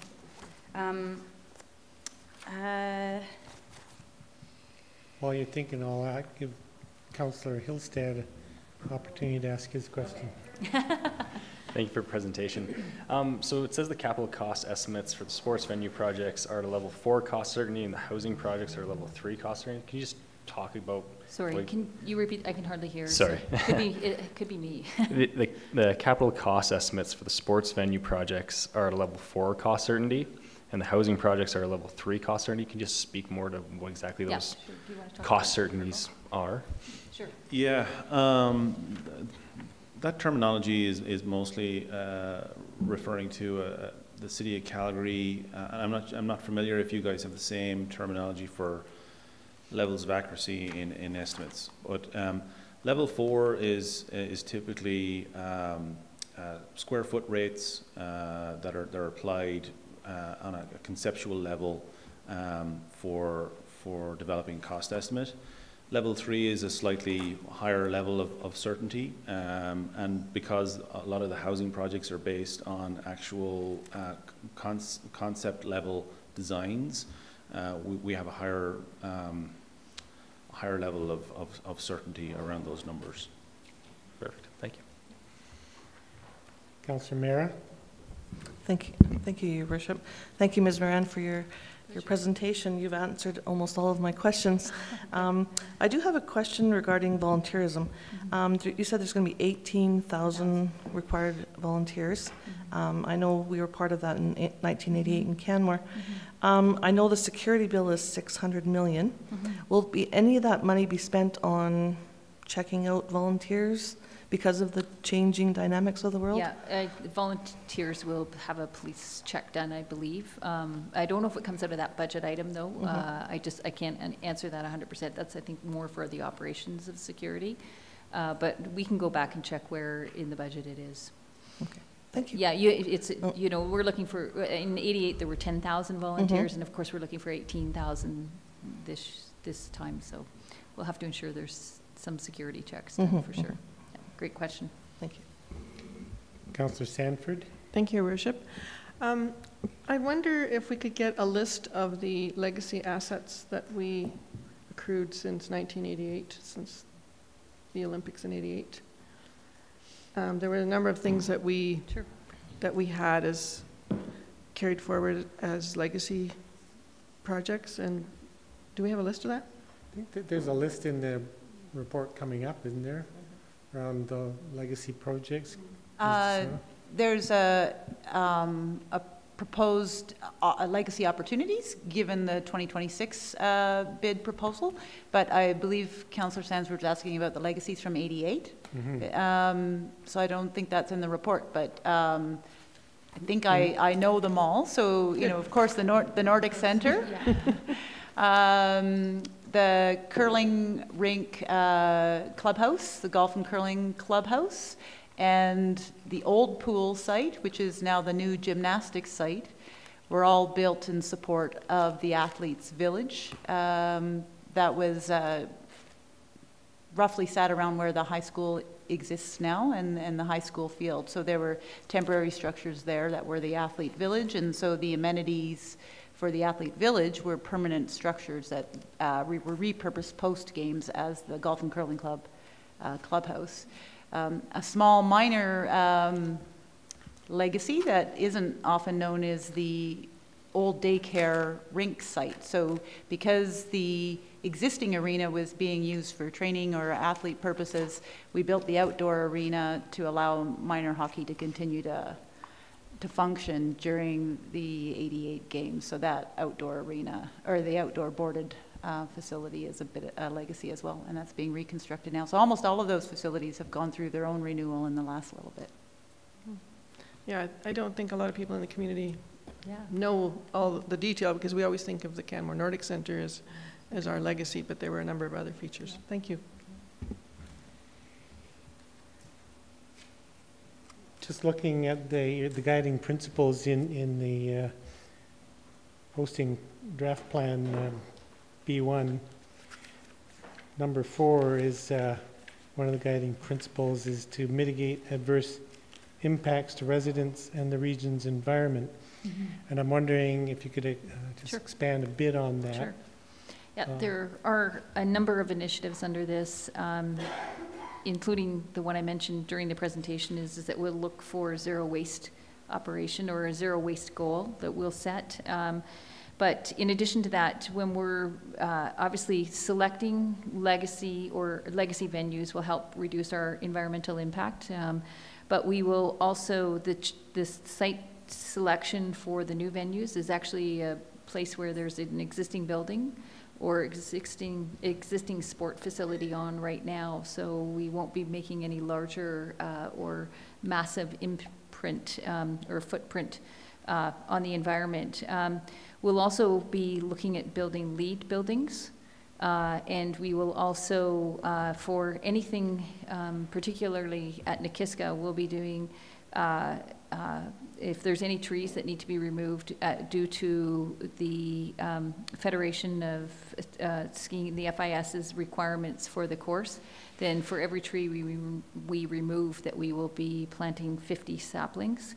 And then there's, in that legacy fund I talked about, we will work with the region to identify a project that we may want to do that might impact wildlife or whatever the case may be. So throughout the games, prior to the games and after the games, we'll do a number of initiatives so that will address climate change. Great, thank you. Yep, My no curiosity was around, so the wording of principle number 4 is to mitigate adverse impacts to residents and the region's environment, but your answer indicates that the expectation from this guideline is all around environmental impact. Mm-hmm. Yes, and then obviously, you know, the long-term legacy of the housing is one, but we'll also try to engage the community. So I talked a little bit about the inclusion and making sure that there's no one left behind. And so whether that be through the Truth and Reconciliation Commission and the call to action and ensuring that we address some of our agenda there, but also making sure that we have opportunity for other marginalized populations, including those with disabilities. But if we have low-income families, ensuring that we can make the games available to them either through live sites, low ticketing, whatever the case may be. So there's a number of initiatives and great examples that have gone before the 2026 games, including having, you know, less fortunate people making pillows for athletes and opportunities for them to participate and sell goods or whatever the case may be. Great. Thank you. Mm-hmm. Councillor McCallum. Thank you, Your Worship. I am curious about what's embedded within the budget for the Olympic Village here in Canmore in terms of housing to host construction. So the town of Canmore has zoned quite a few units of high-density housing because we haven't had any purpose-built rental in our community in over 40 years. And those units are going to come online over the next 3 or 4 years, actually, and will no doubt immediately absorb the existing housing crisis that we have in our community. And I'm wondering within your housing plan if you have costed out accommodation for the construction labor required and any other Olympic-related contractors, so we don't actually engineer ourselves another housing crisis right before the Olympics. Great question. I'll let Fergal answer that. Yeah, that is a great question. I'm familiar with some of the constraints around working on construction projects in Canmore and other parts of the Bow Valley. We have not figured in building temporary accommodation as part of the village development, although the way we've designed the village currently facilitates potential off-site prefabrication and modular construction to mitigate the impacts of both the shortened construction season, but also dealing with some labour shortages potentially, and also labour accommodation. So obviously there are multiple ways of which you can procure a project. So we've tried to build in as many different flexible solutions into our current concept. Excellent, thank you.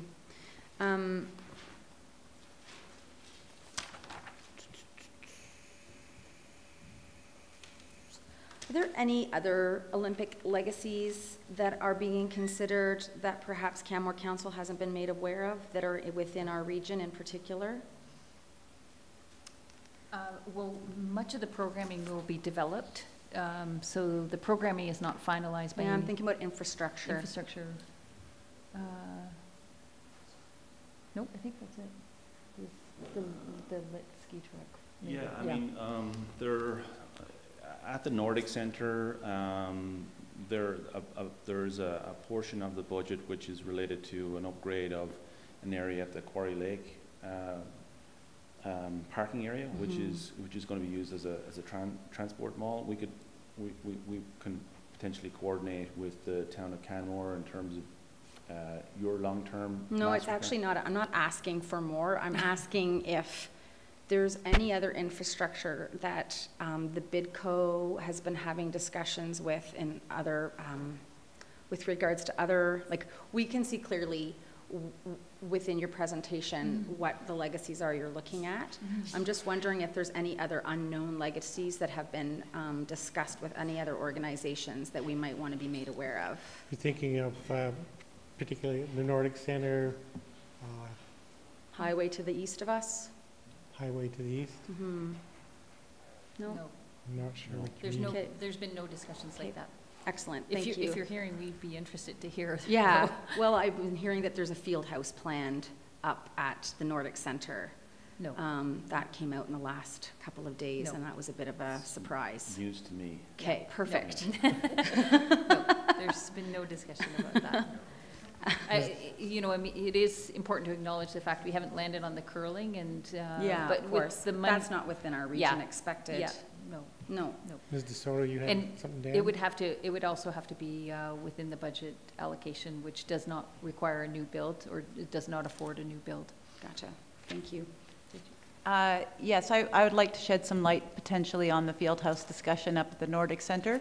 So there has been a conversation that I've been part of with the sport organizations up at the Nordic Center and the province, where the concept of looking at the temporary overlay structures at the Nordic Center for spectator viewing, et cetera, would there be a possibility of creating some permanent structures there rather than temporary structures and creating a long-term legacy for the community? But those haven't actually been led by or part of the bid corporation's review. It's just sort of looking at is there additional funding that maybe other partners in the community would like to add to BIDCO's budget to create a lasting legacy. But that currently we're waiting to see if the project goes through, and then there'll probably be a number of opportunities that might come forward that we could leverage the Olympic opportunity and consider doing something even greater for our community. But at this point in time, we're not pursuing that until we know further about whether the games are going to go ahead. Great, thank you very much. But just to your point, though, that the conversations are happening, just not through the BIDCO. Not through BIDCO. Right, No. thank you. You know, I think that the bid is built on the best information that we have available today. There are obviously many games-inspired conversations that are happening that are not part of the bid. Like some of them we talked about, including rail between Calgary and Banff, rail between apparently Calgary and the airport, as well as NHL arena. So, and all of those would not be considered part of the bid. Olympics. We, Yeah. what we, you know, if we have an adequate facility for 50 days, then it would be hard for us to justify putting it in for the bid if it's not required, right? And so it doesn't mean that their conversations won't take place, and they may happen, but it would not be within the bid. We have to really have this Agenda 2020 lens on and how competitive the bid process is. Yeah, I agree. I just want to make sure that whatever information is coming out in our little community is actually correct information, and Yeah. I'm trying to mitigate that on my own Absolutely. level as well. Yeah. I'll let my colleagues ask questions.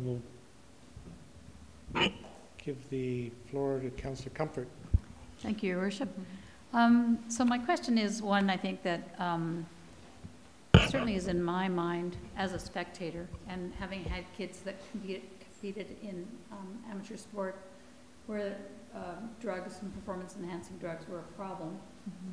With the latest resignation of Becky Scott from one of her roles with WADA, but she's staying on the athletes committee, which is great. There's no real, I understand, and when you presented to us, you were certainly very sincere, and the other gentleman from the IOC, whose name I forget, very sincere about wanting to clean up sport, wanting to have a clean games. But as we see, when ROSDA was allowed back in, they sort of took the conditions off for their reentry. It makes you wonder how much power we at this tiny municipality have to affect the implementation of a clean games and how we can influence that. So I guess that's my question. How do we try to, we can't ensure, but how do we influence that? I'll make one comment, and then I'll ask my colleague Joanne, who's a little bit closer, both as an athlete as well as managing the relationship with the IOC. But I would just say, you know, I think from Canada's perspective, and particularly out of this region, we remain committed to the safe games and the safe athletes, including the use of of drugs. And so, you know, we've planned for it in our games and how we will manage drug testing, et cetera, and done it in a very thorough way. And I'll just ask Joanne to comment on from the IOC's perspective. Thanks, Mary. That was a great answer. I think one of the problems we're having in understanding the situation with Becky is we don't have all the information that WADA has. I'm a huge fan of Becky Scott's longtime friend, and I'm anxious to speak with her. I've tried to reach out the last couple of days, haven't been able to get a hold of her, so we're anxiously looking for information from her. Until Thursday morning, we won't know what the WADA Executive Board decision is on that particular topic. But I think Mary's quite right that we'll do things in a Canadian way.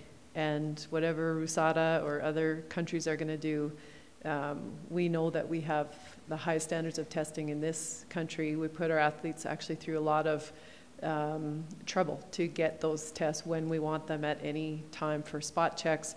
The group that runs that in Canada is called CCES, Canadian Centre for Ethics in Sport, and they are top-notch and regarded worldwide as being one of the best. So when we host, we have much more control over the whole testing environment and how everything happens, and we would do it exactly as Mary suggested.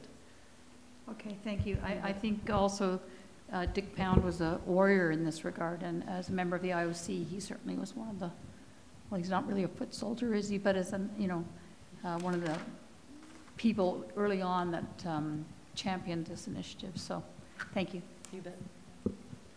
Councillor Seeley. Thank you, Your Worship. Just on sustainability and our wildlife asset here, has there been any thought to legacy about wildlife infrastructure and any planning? And I guess would you consider working with our local experts to enhance that? Yeah, and you know, I think there's a couple of comments to make about that. One is, you know, the environmental groups were obviously very vocal in kind of their concerns of going to Lake Louise, and we listened to them and made a change based on their feedback, and one we're very comfortable with. And Jim Yonkers, who is also a great asset to us, by the way, so thank you very much for his effort as well. We've had conversations with CPAWS as well as Y2Y and Harvey Locke, and we want to carry on those discussions to identify the best project that would meet the needs of the community. So there has been discussions about a wildlife bridge for sure. But there's also been some other opportunities that they've brought forward. So we're going to carry on with those discussions, and we want to plan that together. So we'll definitely consider the community's needs. Great, happy to hear. Thank you. Yeah, thank you. I'm just sort of keeping an eye on the clock, not that we need to stop this, but generally we take a break 2 hours into the meeting. We can come back and continue with our questions for you. And there is the agenda item related to this that will generate some more questions as well. One of the questions that I still have is in regards to some of the information, again, in the hosting plan. I'm looking at page 61, operational expense areas, where it breaks down a number of different divisions and components that go into the game's activities and the budget. And under 3.1, the Division 1 People and Impact, it separates out Indigenous relations, legacy, and sustainability. And the bullet notes that engaging the work, I guess, of that section would be engaging with the Indigenous partners in developing, implementing, and in reporting on specific related programs and initiatives. So what I'm curious about is how much autonomy would the town of Canmore have in working with our Stoney Nakoda neighbors and developing or delivering cultural involvement here in Canmore. Can we do that? I mean, from your perspective, can the town continue to work directly with Stoney Nakoda as we do now to involve them in what happens in Canmore? Or would we have to go through whatever this bureaucratic component of the host co is?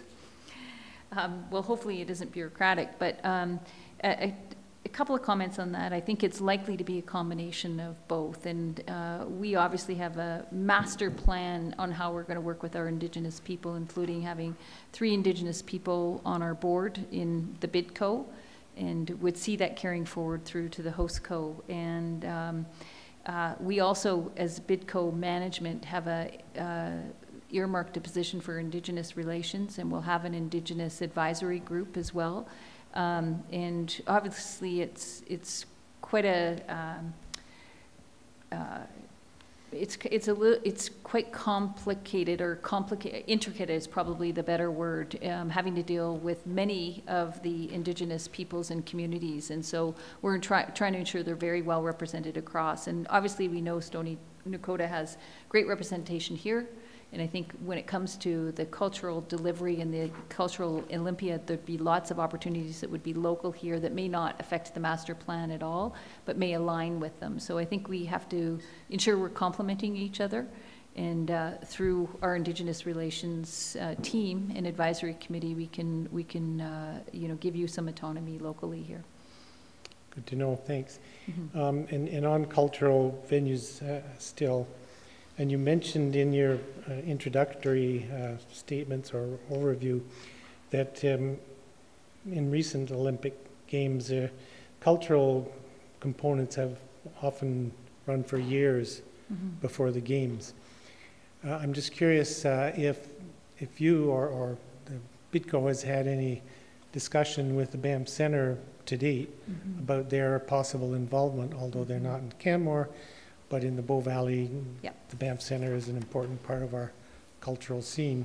Terrific question, and we have met with the Banff Centre and to discuss both cultural as well as educational components, and we'll continue that conversation with them right up until the bid process, but also hopefully post awarding of the city. So.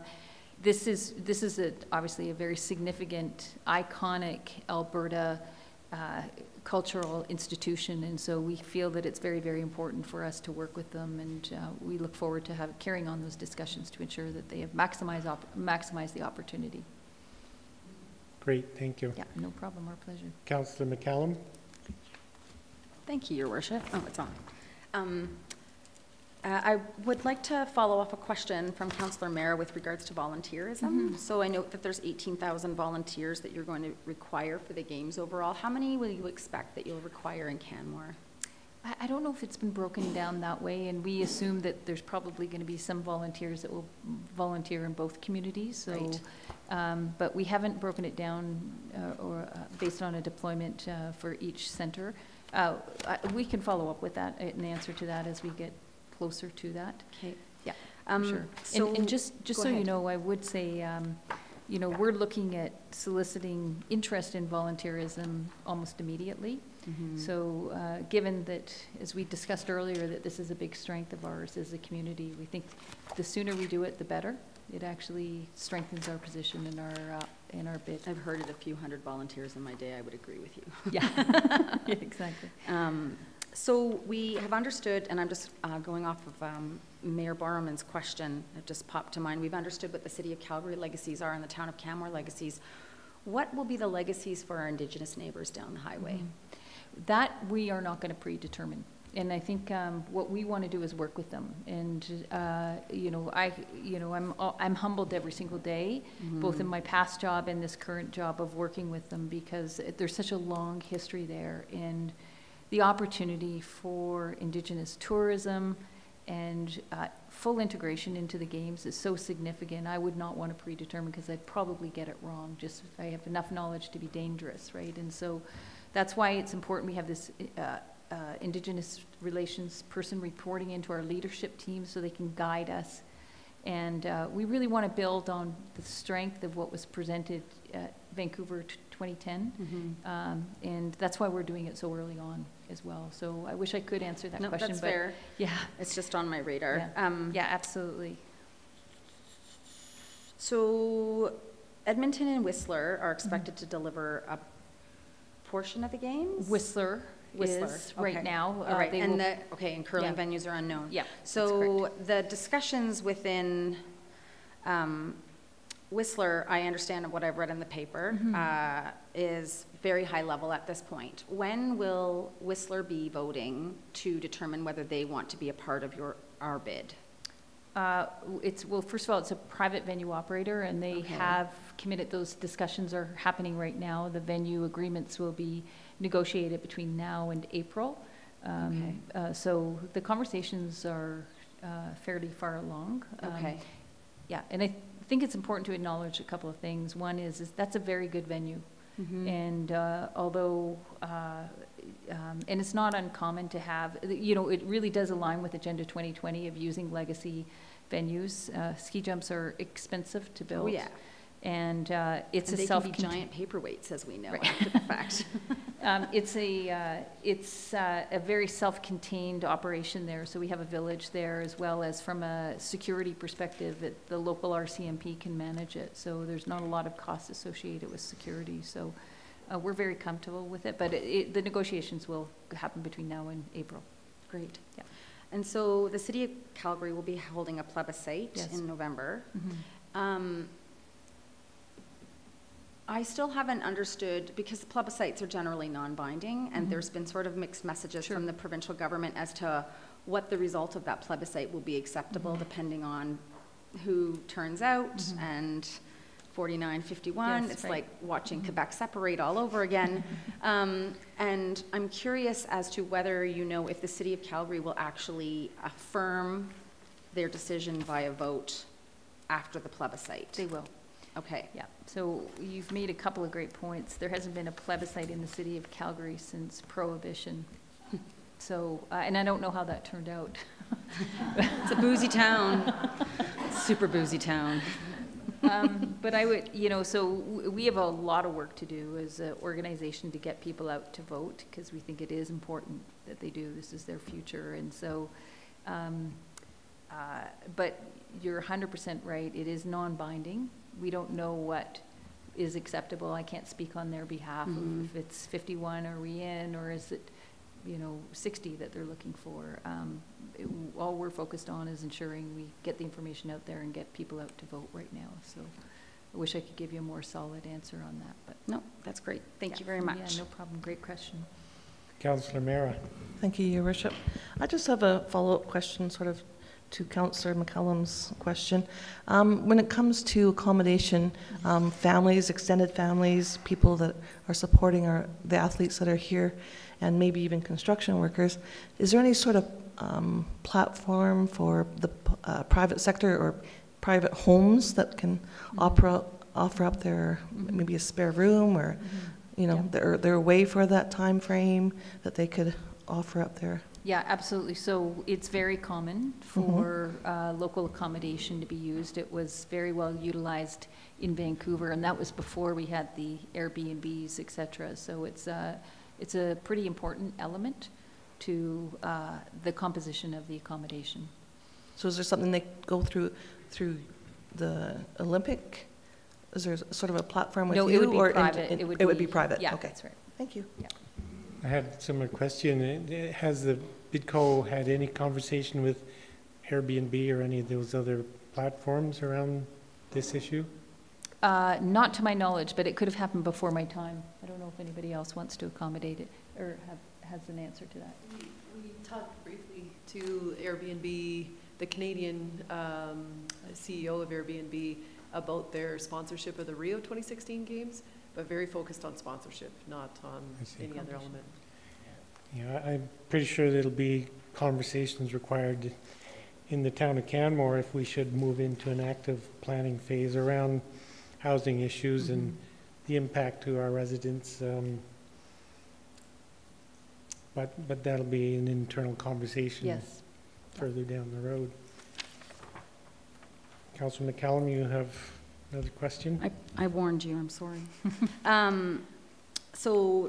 A lead off to that question, actually. So it's my understanding that pretty much every hotel room in the Bow Valley is going to be booked up for the Olympic families, athletes, the whole schmegel. So how do we expect, outside of using short-term accommodation, which we actually have banned in our community right now. No, I understand.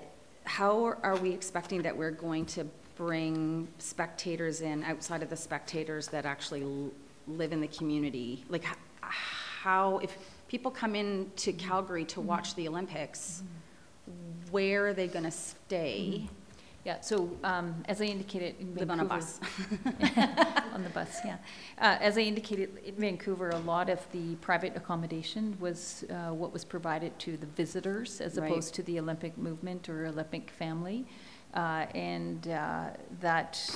a very common practice. And if you think about even what's advanced since then, like the shared accommodation Airbnb, it makes it easier to do it now than it did even in 2010, even though I know that's not necessarily, it doesn't necessarily work in Canmore.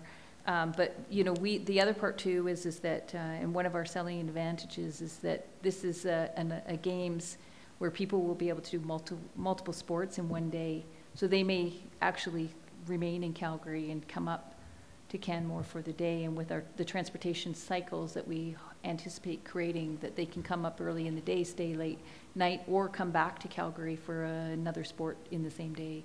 So some of it, you won't feel at all, and you know, but we do hope that there's private accommodation to accommodate the people that do wish to stay here. More like billeting style, hopefully. Yeah. And I have one final question, which I have been asked quite a bit in the last 2 weeks in particular, and understood it quite differently when you presented to council a few weeks ago. Sure. So my question is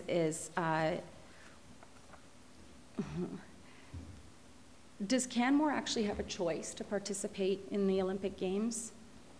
Do we actually have a choice as a community to say no?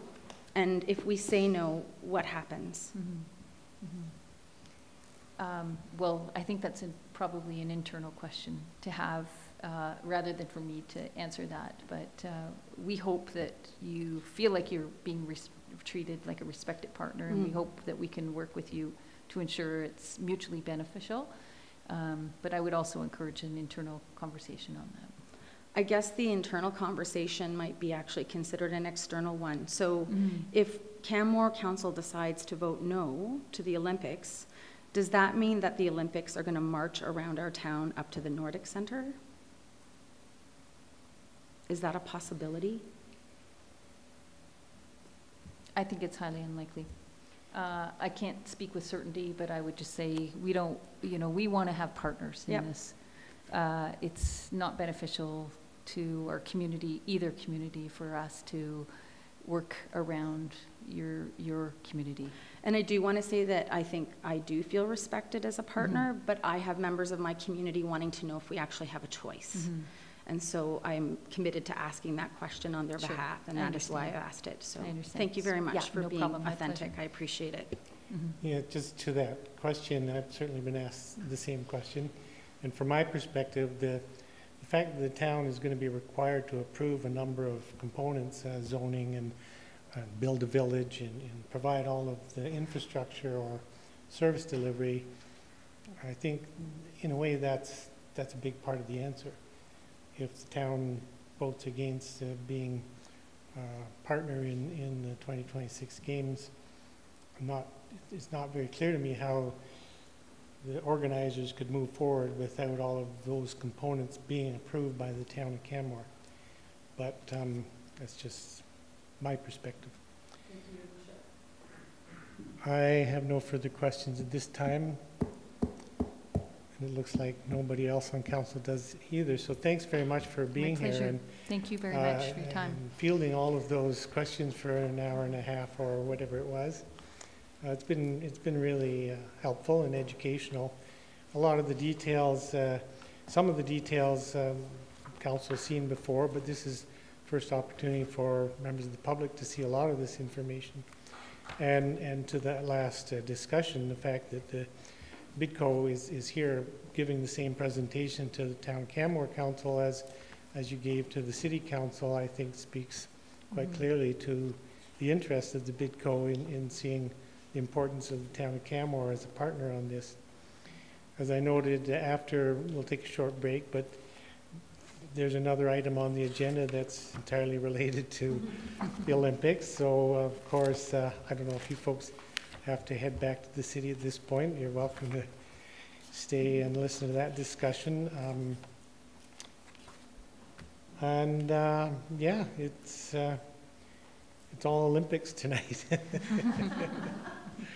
So thanks again for being Thank you. here and We appreciate your time presenting. as well, and your great questions. Gives us a lot to Great. think about. Thank you. So I will call a 10-minute break, give people an opportunity to stretch their legs.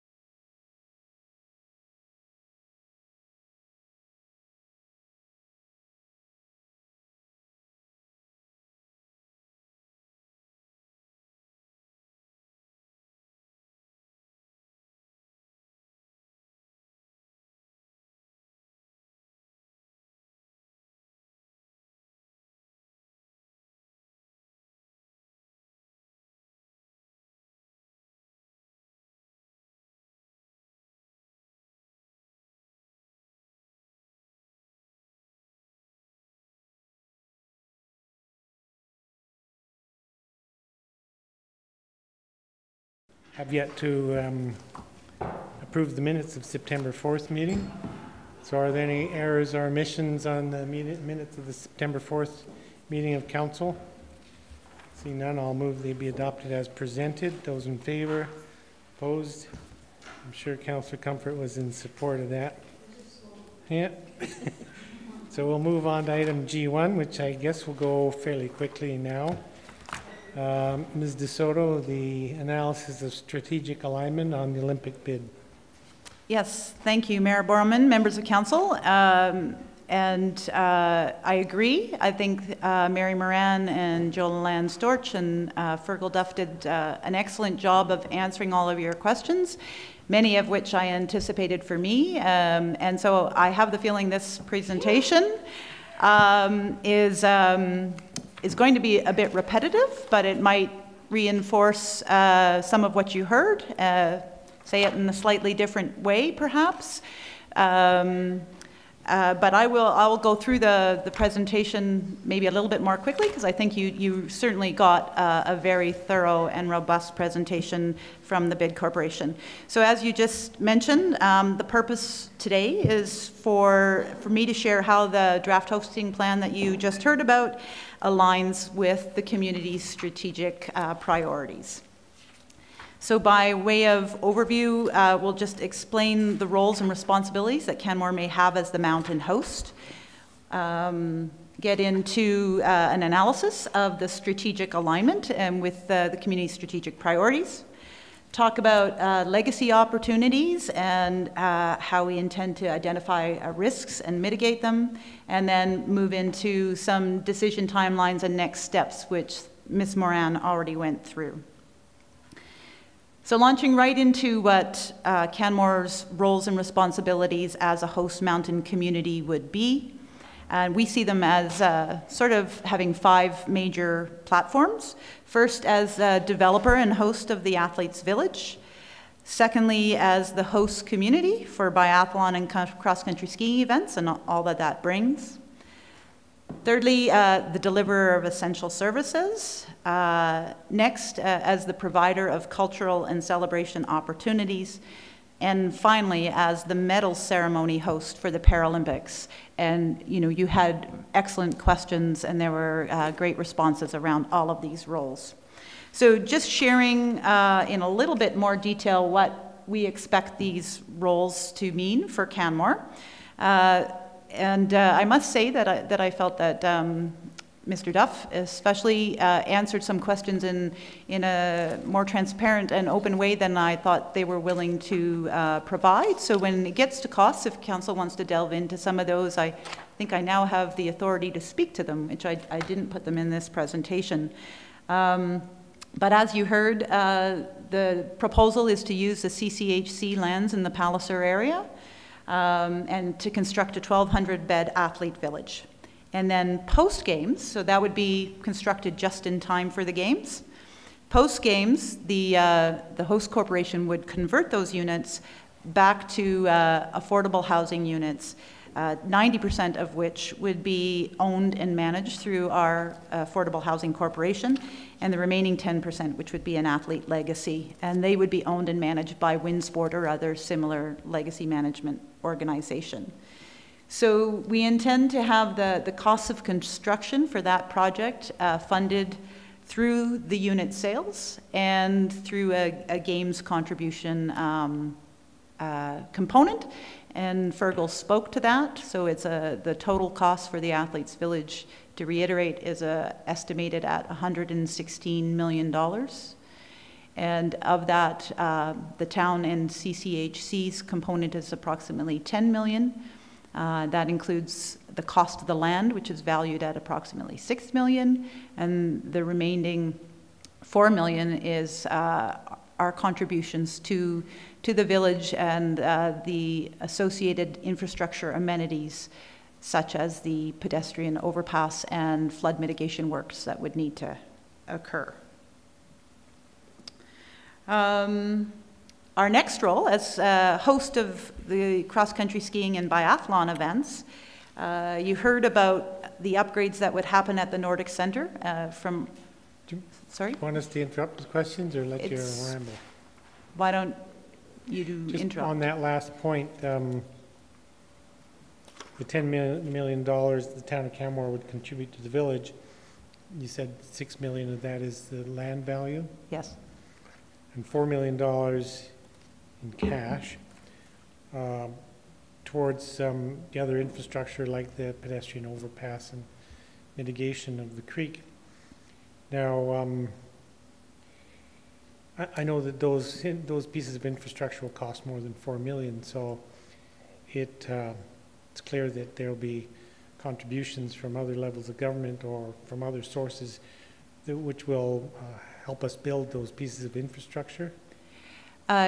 Yes, the flood mitigation component especially is what we call off-site levy eligible. So there are future developments that would occur in that area that would also benefit from that infrastructure.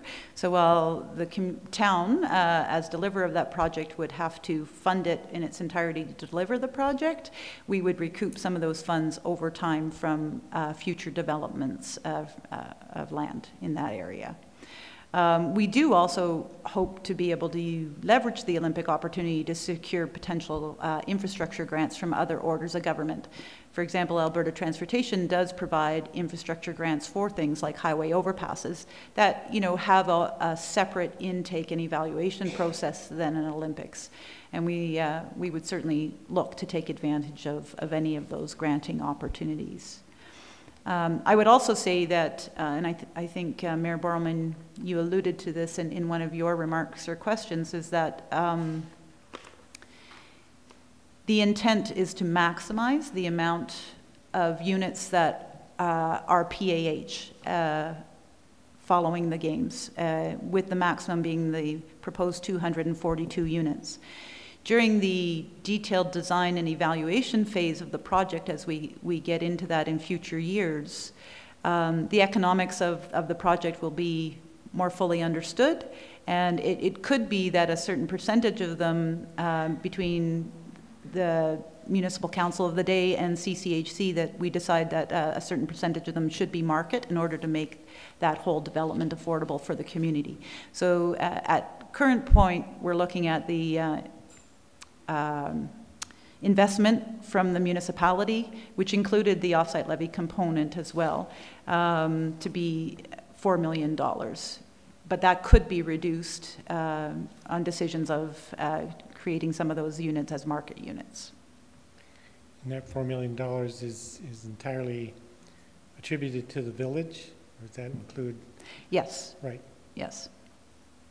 Great, thank you. Okay, so moving then to the host community cross-country and biathlon. I don't think the presentation that Ms. Moran gave identified exactly what the plans were for the Nordic Centre upgrades, but they're certainly identified in the hosting plan itself. And these upgrades will ensure that the Nordic Centre can continue to hold world-class competitions leading up to, for a period before the Games, as a testing facility during the Games, and of course after the Games.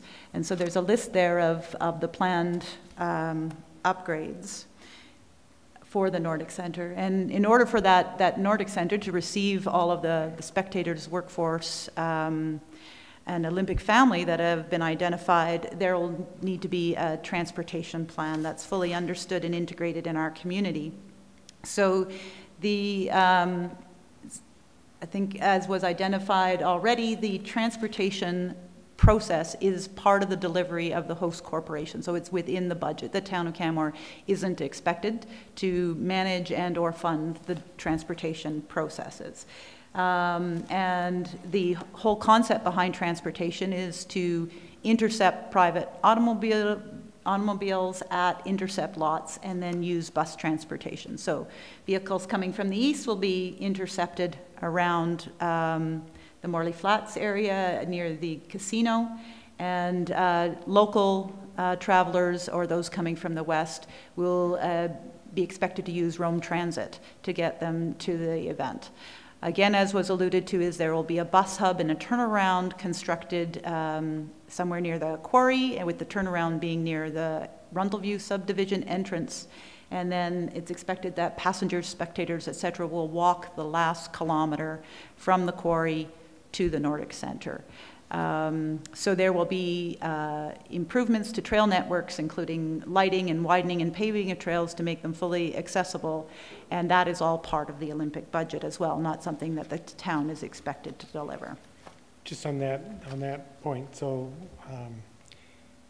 people that are coming for the games from anywhere west of here will be taking some sort of transit up to the Nordic Centre. That's correct. But we haven't yet talked about where those people will park. Well, if they're staying in the community or staying in Banff or staying in Lake Louise, it's expected that Rome Transit would expand to service all of those passengers to get them from their hotels or places of stay to the venue and to the celebration plaza that the town of Canmore has. So we'll be using or working with Rome for a lot of that sort of... Yes, we'll be working with Rome and with the transportation networks that you experienced in Pyeongchang. The Olympic family and media, trainers, press, they all have their separate transport systems that are provided by the host corporation. So any of those individuals that are staying in local mountain hotels, they'll have dedicated transport systems for their services, which could include using Rome. Yeah. Okay. Councillor Comfort, do you have a question? Yeah, just about that passengers walk last kilometer to the Nordic Centre. Will there be something provided for people with mobility problems? Yes, and I don't know exactly what that is. Certainly, we experienced it in Pyeongchang. You do walk quite a bit, and we were given the heads up of that. So the intent is to make the walk part of the experience, but those who are mobility challenged, I believe there is some accommodation strategy for them, and certainly through the Paralympics, there's got to be a lot of attention paid to that, yes. Okay, thank you. Councillor Comfort, do you have a question? McCallum? Councillor McCallum. Councillor Comfort just asked your question. She did. So I didn't think I heard the answer. So if you're not staying in Lake Louise, Banff, or et cetera, and you're coming from the west, say Invermere or Nelson, where are you parking your car? Much like people from the east are parking on the reserve at the casino, where are you parking when you're coming from the west? Or are you driving all the way out there and then coming back? Is that the intention, or? No, that isn't the intention, although to my knowledge there isn't an identified intercept lot. Certainly as part of our own internal community transportation planning, we are looking at intercept lots already, right? So my expectation would be that the town of Canmore would have an intercept lot somewhere along Bow Valley Trail that could be utilized for the games. If people are just coming in for the day, you know, there will still be some parking in the community, but that will all have to be managed, and I don't know the exact answer. All right, thank you. We can get them to park in Banff. Yeah. Oh my God, Karen's gonna kill you. Our next role that was alluded to is deliverer of essential services, and I think we've all experienced a day like that picture there where it's sloppy and freezing rain, and so we can imagine what delivery of essential services might look like in an enhanced environment like an Olympic and Paralympic Games. So the services we'd need to deliver include, the regular operational services we do every day, but to a greater degree potentially. And our current situation is that we are negotiating on those cost share arrangements with our other government partners. We're using the town of Whistler, and they've provided all of their detailed information to us on their essential services delivery. We're using their costs as a guide. As council is aware, but I'll share it publicly, Whistler was able to secure resort municipality status with the province of British Columbia, which gave them a percentage of the hotel tax. as a revenue stream for the 7 years leading up to and now continued post-games. So they use that revenue stream to fund their essential services during the games, to help fund their community programs, their cultural celebrations, etc. And that is something we are negotiating hard with as part of the multi-party agreement discussions with our government partners. And I understand that that file has been elevated to the Chief of Staff of the Premier now? Is that what you suggested? Has been elevated to who, sorry? The Premier's Chief of Staff office? I know that Ms. Moran had a conversation with the Premier's Chief of Staff around this, but I don't know that that person's managing this file. I have a conversation tomorrow with the Assistant Deputy Minister of Municipal Affairs. And It'd be nice to know where that sits right now with the government. Yes. So, you can ask. So at the end of the presentation, I have a timeline, and I hope to, by next Tuesday, have some further information for Council to share, likely in camera, though. Councillor McCallum? So when we're talking about essential services, it's what's articulated in the HostCo package on page 72 is just permits and licenses, zoning, garbage and recycling, street maintenance, snow clearing, transportation planning, police services. Is that correct? Correct. And emergency preparedness.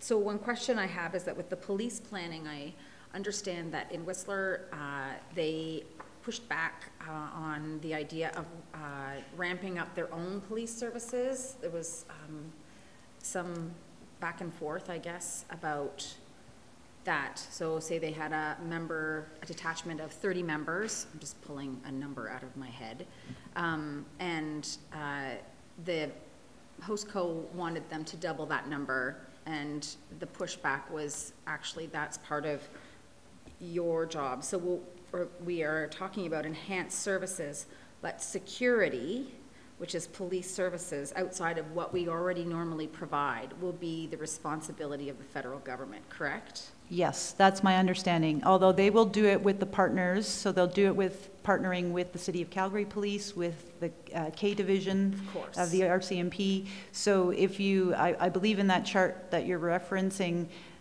there's some bolded items which shows that we take the lead on, and then there's those items that are unbolded, which includes policing, etc. It's not our lead and our financing requirement. But certainly our local detachment would be actively engaged in providing security. Okay, I just wanted to make sure we're not going to find ourselves with this extra policing bill that was clearly articulated as being the Fed's responsibility. Right. No. Okay, thank you very much. So moving on to the provider of culture and celebration opportunities, and I think we're sort of experts at this. We do our celebration and events annually, a number of them, and we're known as an event town, but we will certainly be expected and be wanting to ramp that up on a considerable level. Ms. Moran spoke about the Cultural Olympiad that starts as early as 4 years before. It includes things like the torch relay and all of the community activation that you might expect. The live sites were already referred to, entertainment, heritage opportunities, and all of the look and feel or pageantry that would come with decking out the town to host the world. And so that will be a responsibility that will come to the town of Canmore. As again, it was shared that these events are typically free. So we are, as part of our negotiations on the multi-party agreement with other government partners, including what our costs would be to deliver this service and expecting the appropriate revenue sharing opportunities would be provided through the other orders of government that were provided in the BC experience. Oh, on the point 6 there, the future leverage opportunities with sponsors, Ms. Cottle has gone to a couple of workshops on this, but what we understand in talking with Whistler, personnel and listening to some of the experts talk is that there's a lot of sponsorship revenue that comes with cultural programming and events. So even the government revenue that comes in gets leveraged multiple times to deliver on these celebrations, I guess. So the last role that the community has, and we're very proud of achieving this, it was something we pushed hard for, is to be the Paralympic medal ceremony host. Sally and Jim, who went to the Paralympics, clearly saw that it's important that the Olympic venues get scaled to be the right fit for the Paralympics, and we really feel that Canmore is the right fit for the Paralympic ceremonies. So we will host all of the individual sport medals. The team sports of sledge hockey and wheelchair curling will occur in the ice arenas in Calgary, and those medal ceremonies occur on the ice immediately following those events, but all other medal ceremonies will be held in Canmore, truly making us the Paralympic host community. The plaza location is as yet unknown. We're going to look at that intensely next year as part of our downtown enhancement plan review. And just to reiterate that the operating costs of the medal ceremony plaza, with all of the security that might come with it, as well as the entertainment and cultural components, because a medal ceremony is actually a mandatory part of the Olympic Games. That'll all be funded through the host co budget. So that is not something that is intended to be funded by the town of Canmore. Any questions on that? I see none. Okay. So now that we kind of understand our roles, and I think the presentation Mary had also did a good job at this. It took a look at what was our strategic alignment. So I'll run through this quickly. Council's aware that you had 10 guiding principles that you approved in June. This is a summary of them, and it's not the entire wording, but it's the salient pieces of them.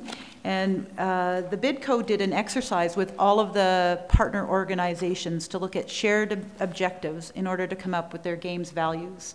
And Mary went through quite in detail about the BidCo games values and how they align with the shared objectives of all of those partners. So I won't reiterate that, but the better together, being well, respecting the land, dreaming big, and staying true have not just been grasped out of the air. They were looked at intentionally by looking at all of the partners' shared objectives and decision-making principles. And looking at our own strategic plan and strategic alignment, you approved a 4-year guiding document just before the summer and identified goal statements for 6 focus areas: community livability, strong economy, wildlife coexistence, environmental sustainability, and transportation. We've talked a lot about the legacy opportunities that we have the potential to consider as part of the games, and I think I'd like to just quickly run through these 6 areas and look at what are the high-level legacy opportunities within each. We are a safe mountain community with vibrant neighborhoods and a town center that brings the community together. That's the goal statement around community. Legacy opportunities include all of the infrastructure components we've been talking about, the Celebration Plaza, Quarry Lake improvements, and the cultural program development, and ones that you already asked about earlier, volunteerism and community pride. And the value of those as a legacy to a community, I think, cannot be understated. Under livability, we are an inclusive and accessible community for people of diverse social and economic backgrounds. Clearly, the prime legacy opportunity is the affordable housing component that we've identified as part of the athlete village. We've talked about the flood mitigation, which is an integral component. We can't build the athlete village without doing the flood mitigation.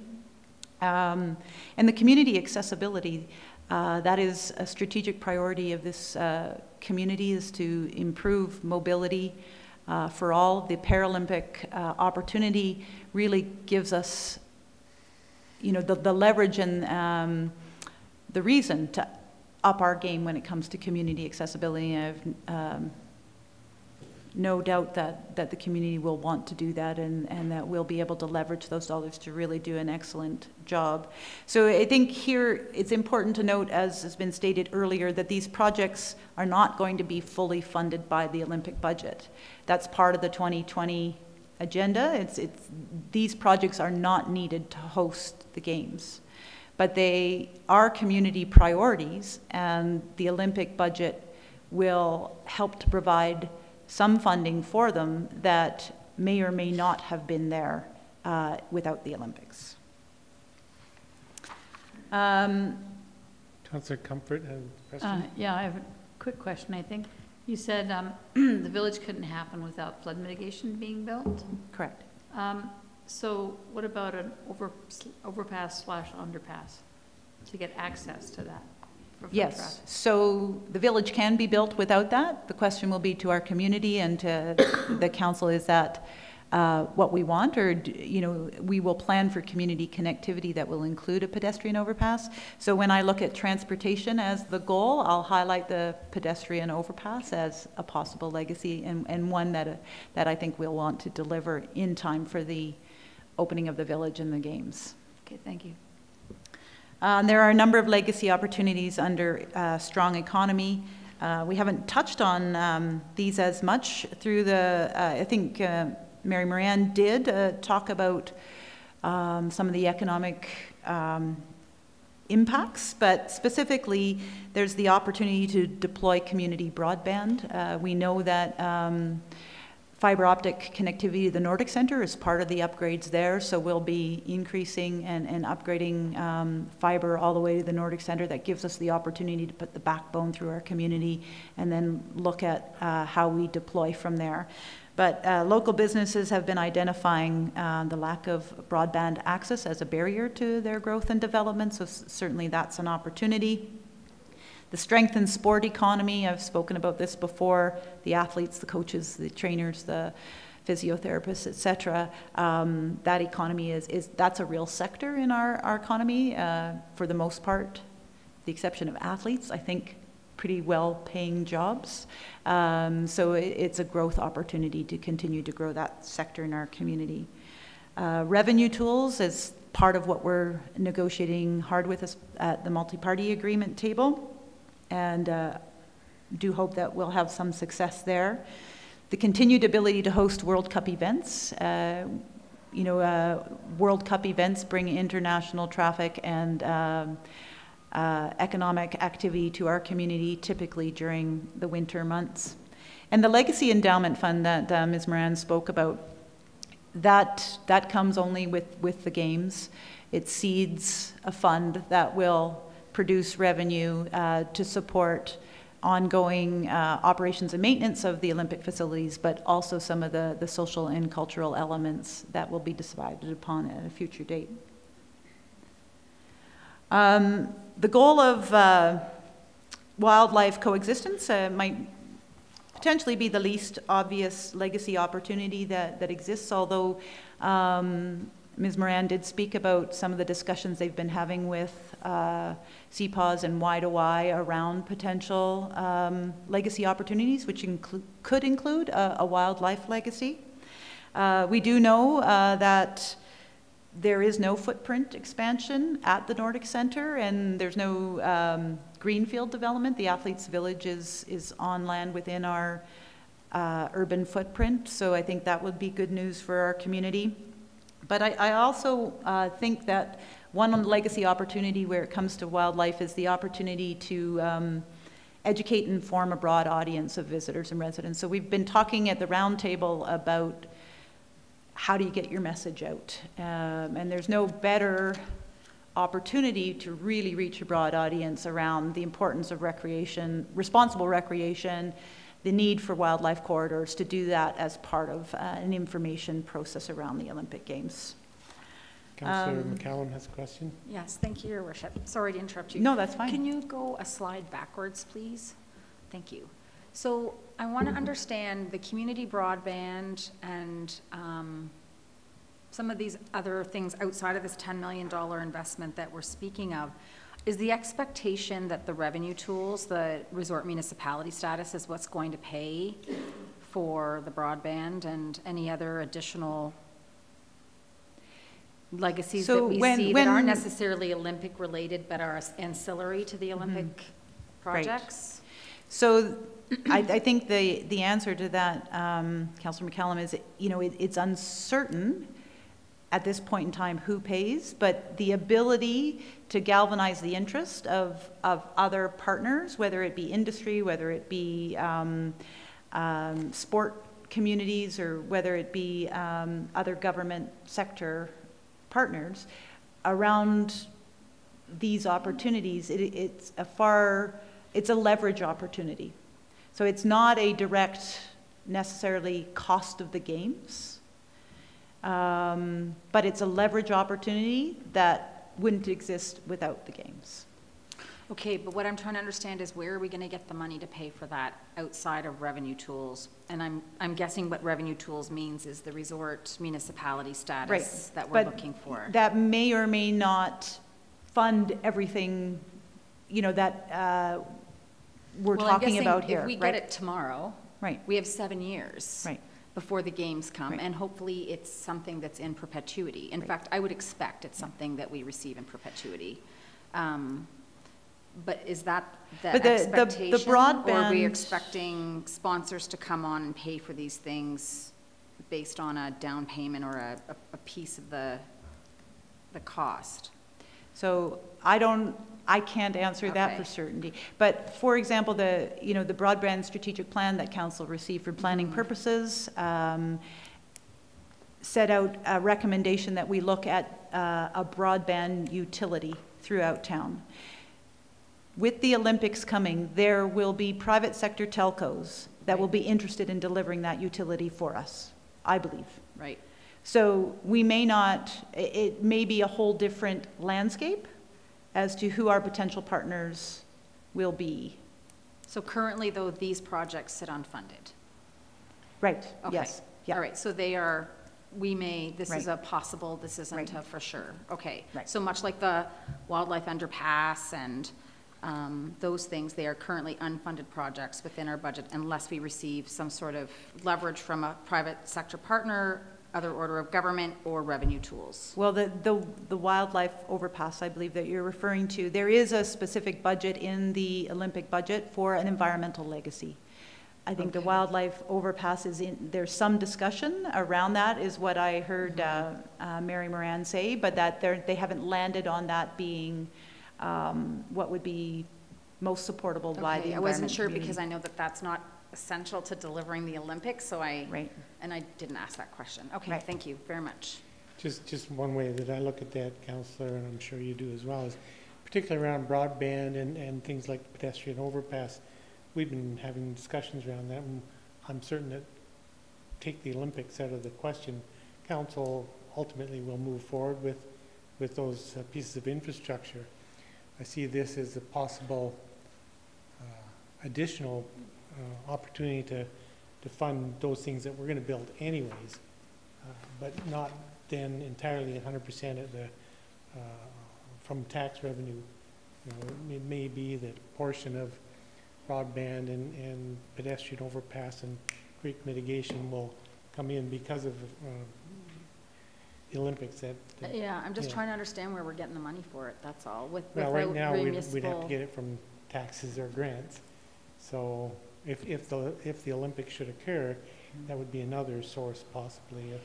And just to be clear, the broadband strategy that the recommended strategy was to develop a standalone utility, right? That would have customers in Canmore, like similar to Olds model. Yeah, similar to the Olds model. So there would be a revenue source, and certainly a cost, but also an ongoing revenue source for delivery of that opportunity. Okay,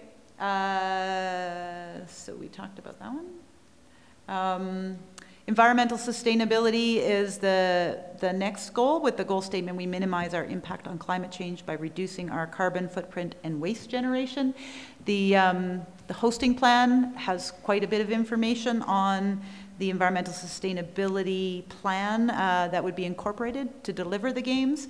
Specifically, I'll just touch on 3 that I think have legacy opportunity for Canmore.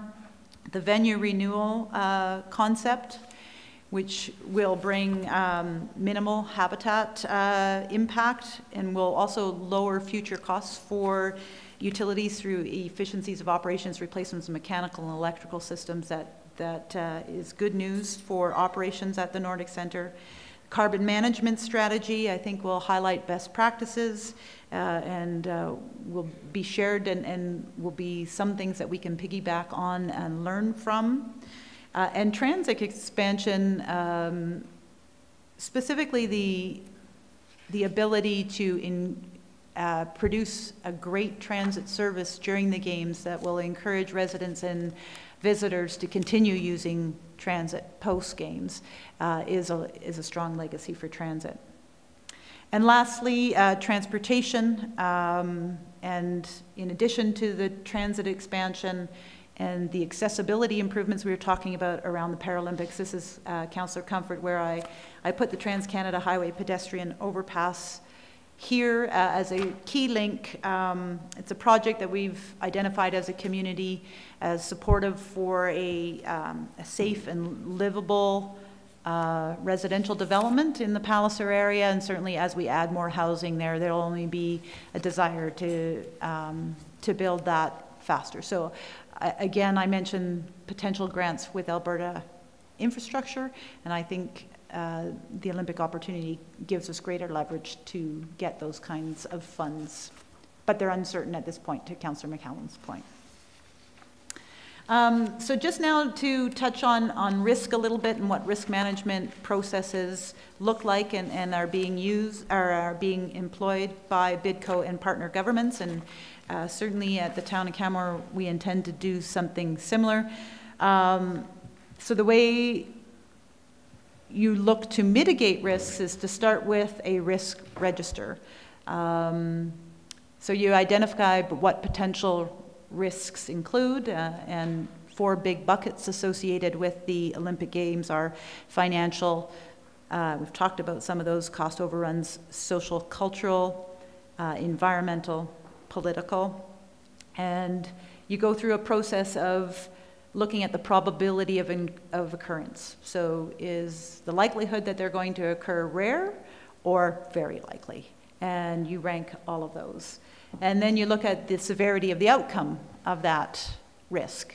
Is the impact of that minor or relatively trivial or extreme?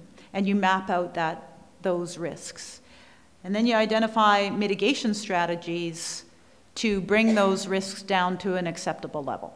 So an example that Ms. Moran went over in great detail was the risk of cost overruns and the amount of contingencies and the ability to get insurance to cover for those cost overruns. So if you plotted cost overruns in a probability impact chart, you'd end up somewhere likely in the high risk scenario. But through a mitigation process of building in contingencies and buying insurance and having that $120 million guarantee from the government partners, they've brought that down in what the BIDCO is suggesting is a lower acceptable risk level. So that's essentially how risks are managed. Mary also referred to a commissioned independent socioeconomic impact assessment that they've done. That assessment was completed by the Canada West Foundation. There's a draft that's currently under review, and it goes through all of the risks and mitigation approaches that could be used to manage those risks to acceptable levels, and we hope to have that shared publicly in the coming weeks. So just in summary, I would suggest that the guiding principles that we established for decision-making for council are aligned with BIDCO's values. that the hosting plan is aligned with our community strategic priorities, that there are legacy opportunities that exist that support those community priorities, that we can and will use risk management processes to help mitigate the risks that are identified, and that the cost apportionment to Canmore in particular is still being negotiated and will be presented to Council and to the community prior to a decision of Canmore Council. And I'll just end with the sort of timeline that Mary went through. I think it's got some Canmore specific dates in here. Next week, I hope to have an update for Council on the negotiation of the cost share arrangement. Council will debate Councillor McCallum's notice of motion on October 2nd around holding a public hearing. Sometime in October, and I forgot to ask the BIDCO folks that were here whether they've set a date. There will be a public information session that the BIDCO runs in Canmore. They have one in Calgary this Thursday, and I think another one on the weekend, but they are intending to hold a public information session in Canmore. In mid-October, as Ms. Moran mentioned, there'll be release of the cost apportionment between the three major funding partners of the governments of Canada, Alberta, and Calgary. They hope to have that by October 13th, or 30 days before the plebiscite, and then shortly thereafter at one of the following council meetings, I hope to be able to bring a report to council on the cost share agreement for Canmore. And then if we continue with the current timeline and trajectory we're on, the date that Councillor McCallum and I have discussed around a potential for Canmore public hearing would be October 23rd. The potential Town of Canmore decision to support or not a potential bid is scheduled for November 6th. And then the City of Calgary dates are November 13th for the plebiscite, and sometime in December, a final decision on Calgary's support or not of the bid. And as we heard as well, the final package into the IOC goes in on January 11th. So that's everything I had to say. Thank you for your attention, and if there's more questions, I'm happy to answer them. Thank you very much. I thought we were going to make this one briefer, and it's in fact quite a bit longer. Well, you asked all the questions in the know. presentation, so maybe there's none now. Yeah. No, I have no further questions. Councillor McCallum? Thank you, Your Worship. So one of the other items within page 72 of the draft hosting plan has to do with zoning. So I'm guessing it's zoning fees or the responsibility of zoning. From a governance perspective, we know that the land where the Athletes Village, is going to be possibly, has already been zoned for multifamily housing, is that correct? Yes. So I'm guessing though that from an ASP perspective to a land use perspective that council will be expected to make some land use changes with regards to those constructive buildings in the future.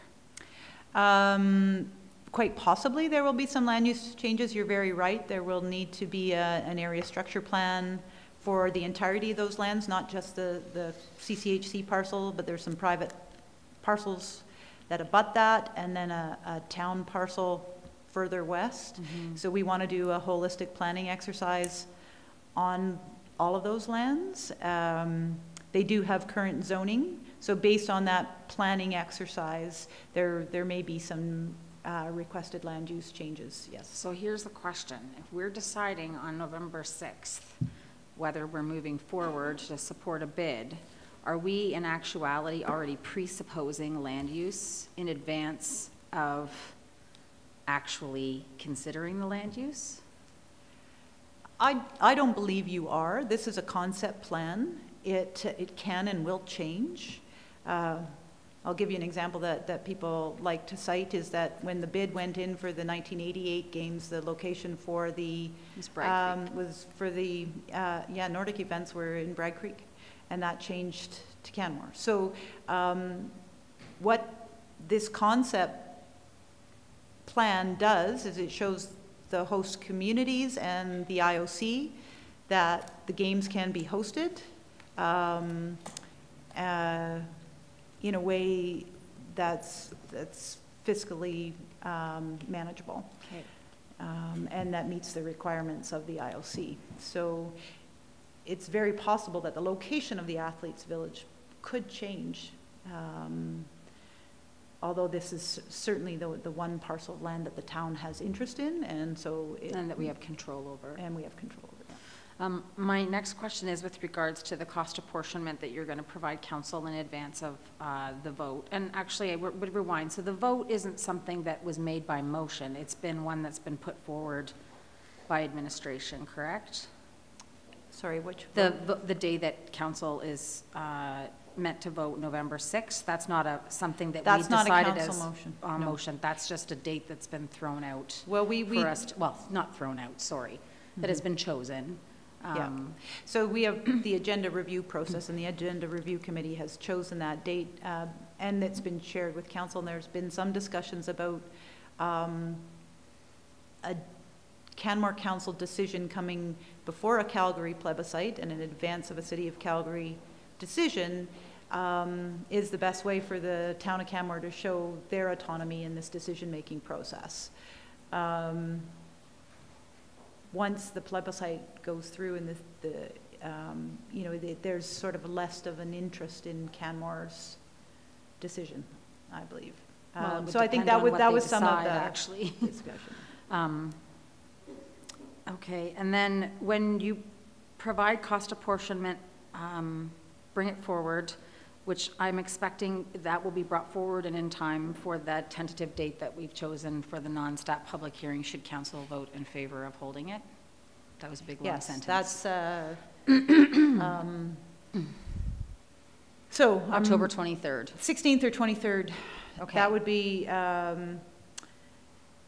the objective is to know Canmore's costs and cost share agreements with the other orders of government by that date. Yeah, I would now, we will not have a multi-party agreement signed. I think it's important that I say that. But you're saying that the best we can get towards a multi-party agreement would be cost apportionment. And so that would articulate what we're getting, what we're given, correct? Based on the current hosting plan, yes. Based on the current hosting plan. And all of these ancillary wants or desires will also be part of that, or will be capital projects that come part of our budget?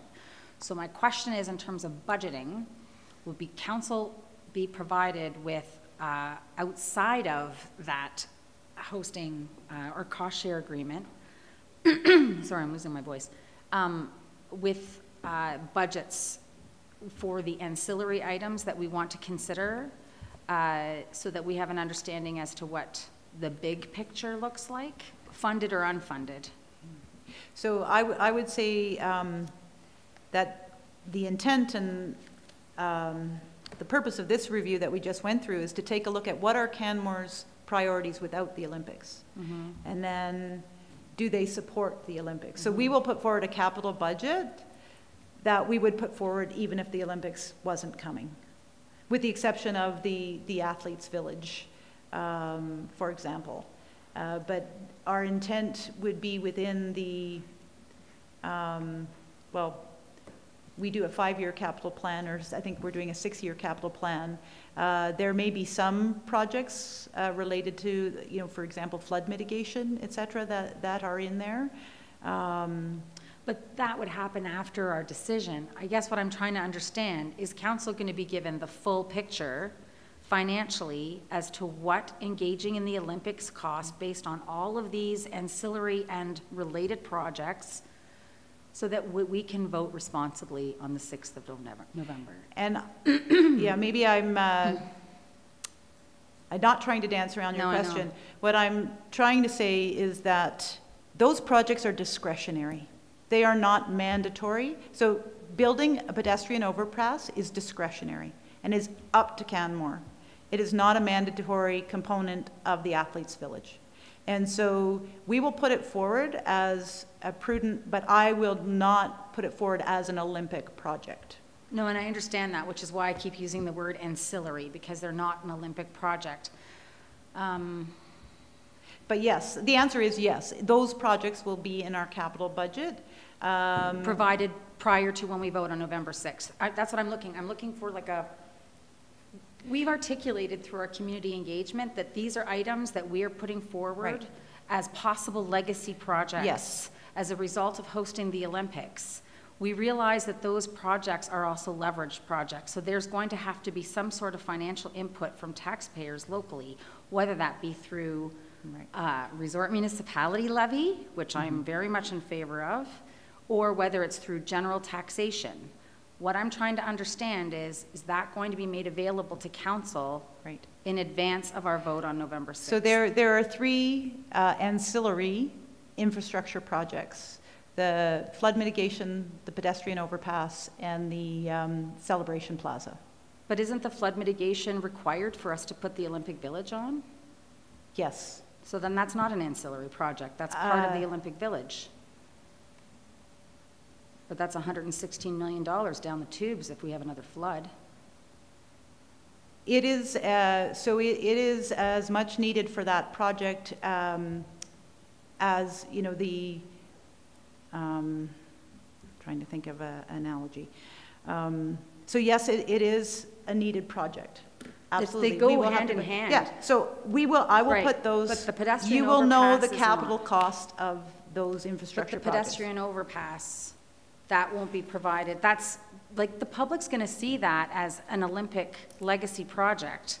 But if we can't fund it through, it's not considered, there's so many nuances within this whole Olympic discussion that the general public doesn't really understand, nor would they, because we're struggling to understand it ourselves, and we're mired deeply in this topic. So we have put forward within our community engagement that the possible legacies that could come with the Olympics that aren't actually part of the Olympics. They're ancillary to the Olympics. So what I'm trying to understand is council going to be given a budget of what those possible costs are going to be, even though they're 9 years or 7 years into the future, 8 years into the future, 7 years into the future, so that we have an idea as to what is the unfunded portion of these projects that we have been stating are Olympic legacies, even though they are ancillary to the Olympic legacy. Yes. Okay, thank you. In time for us to vote on November 6th? Yes. Perfect, thank you. Mr. Park, That do you have hurt. a comment? Sorry, I would just like to add a clarification. So for both the pedestrian overpass and the flood mitigation, those projects are already in our, essentially what we're proposing to be our 10-year capital plan, because those are projects that administration is of the opinion are required to ensure the development of those lands, regardless of whether or not an Olympic bid moves forward. So the CCHC lands and the lands owned by Stone Creek Properties are slated for development, and they are slated for development regardless of whether or not there is an Olympic bid. Given that development is slated to occur, the pedestrian overpass and the flood mitigation are required. So this is, I believe, what Ms. DeSoto is speaking to. We do not consider those a bid cost because those are required projects already identified as necessary in order to allow development to occur in those lands. But the flood mitigation is actually required to build an Olympic village, so I would actually argue that it's part of that Olympic. The flood mitigation is needed to develop those lands which the town and CCHC own and which we wish to build affordable housing on. Oh, I've been speaking about this in the community. There's a number of projects like flood mitigation and pedestrian overpass that council has already identified as something we're going to do. And we identified that before there was even discussion. No, I understand that, Your Worship. So it's something the town is going to build. And if we can generate some financial support to those projects through being involved with the Olympics, then that's a benefit to the community. But there's no doubt in my mind that we'll be building those pieces of infrastructure, and I have no idea this time what the cost is, but I know we'll build it because we need it. So I don't think, it may be that some of the detail you're looking for just simply doesn't exist at this point. It's a matter of supporting moving forward with pedestrian overpass and flood mitigation as a component, so maybe moving it forward in the capital delivery plan, but not too sure, not I'm not really understanding what you're looking for. Yeah, I don't think you understand what I'm looking for either. But for those large infrastructure projects that we are saying we can leverage the Olympic opportunity to help bring additional funding, that's what we want to do these anyways. Our goal is to leverage the Olympic opportunity to get other government grants and potential revenue sources that may or may not have been there without the Olympic Games. So that's the way we've been approaching it. We are, as Mr. Fark was suggesting, already working on putting those projects together in part of the budget package that will be coming to council. I think we have high-level budget numbers for those projects. Council isn't currently slated to see that budget until November, but we can pull out those key infrastructure pieces in advance and share that with council. Absolutely. Okay, then let's talk about the operation. So we know that we have to provide enhanced operations as per page 72 of the host co. Are we going to be, see, a lot of these costs and the payment of these items depend on resort municipality status and the funds that will come with that. So what I want to understand is if we don't get resort municipality status, what are we on the hook for? What do we have to pay? What is the tax impact moving forward, whether we're going to ramp up for that or not? Right. And is that going to impact my decision or other people's decision as to whether they move forward on, like I find the idea of a conditional vote on November 6th, like, well, council's going to approve joining the Big Co, conditional on ABC, XYZ. Well, why vote? Like, wait. Because negotiating that clearly is going to take time, but my decision is going to be dependent on those things. And I want to be able to understand financially, if we don't get that, what will our struggle be as a community moving forward to pay for those things, those enhanced services that we are contractually obliged to deliver, whether or not we get resort municipality status or those other funding and revenue tools. Was there a question? Well, yes, the question was, are we going to be provided with those forward-looking budgets? I will do my best to get you that information in advance. If we don't have it, council will have to debate and discuss whether you have the information you need to support moving forward the bid. The objective is to have the cost apportionment and the government cost share agreement completed in time. Of the public hearing. Well, I was working on a November 6th date, but in time, hopefully for the public hearing. But that's where we are absolutely working towards. And in the absence of that, I agree. There's uncertainty for the community, and council will have to determine whether or not you want to postpone the decision past November 6th, or whether you want to put forward a conditional decision.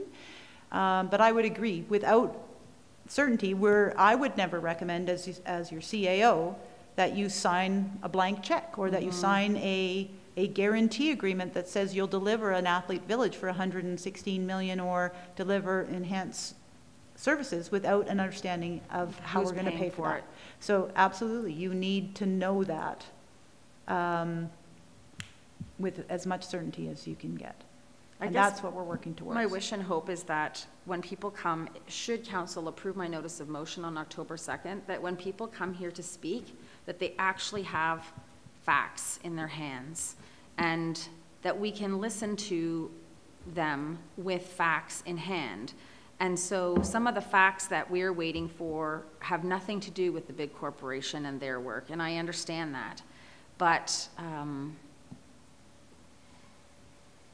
it would be very unfortunate if people line up here for that public hearing and they don't have the real information, and they're either gung-ho or completely negative to the idea of based on incomplete information. And that's my worry. And I think that's the same worry that the city of Calgary is going through with their plebiscite, right? Yeah. They want as much information out as possible. The timelines are, and I know council knows the pressures on the timelines, and I think Mary Moran said she's been on the job for 5 weeks now. So an organization that just got a CEO has put together quite a substantial hosting plan in a significant level of detail that is far greater than most other communities would have seen in advance of these decisions. Now, I don't know that that's comfort. I hear that it's not. But we are where we are, and we're doing our best to get you the information so you can make the decision. And I agree, residents need to have that information too, so they can share their opinions with you. Thank you very much. Sorry about that. Are there any other questions for Ms. DeSoto this time? Seeing none, thanks for your report and all of the answers you've provided. We'll move on to the last item then, item G2, Civic Center Server Room Relocation Project. Mr. Hannes.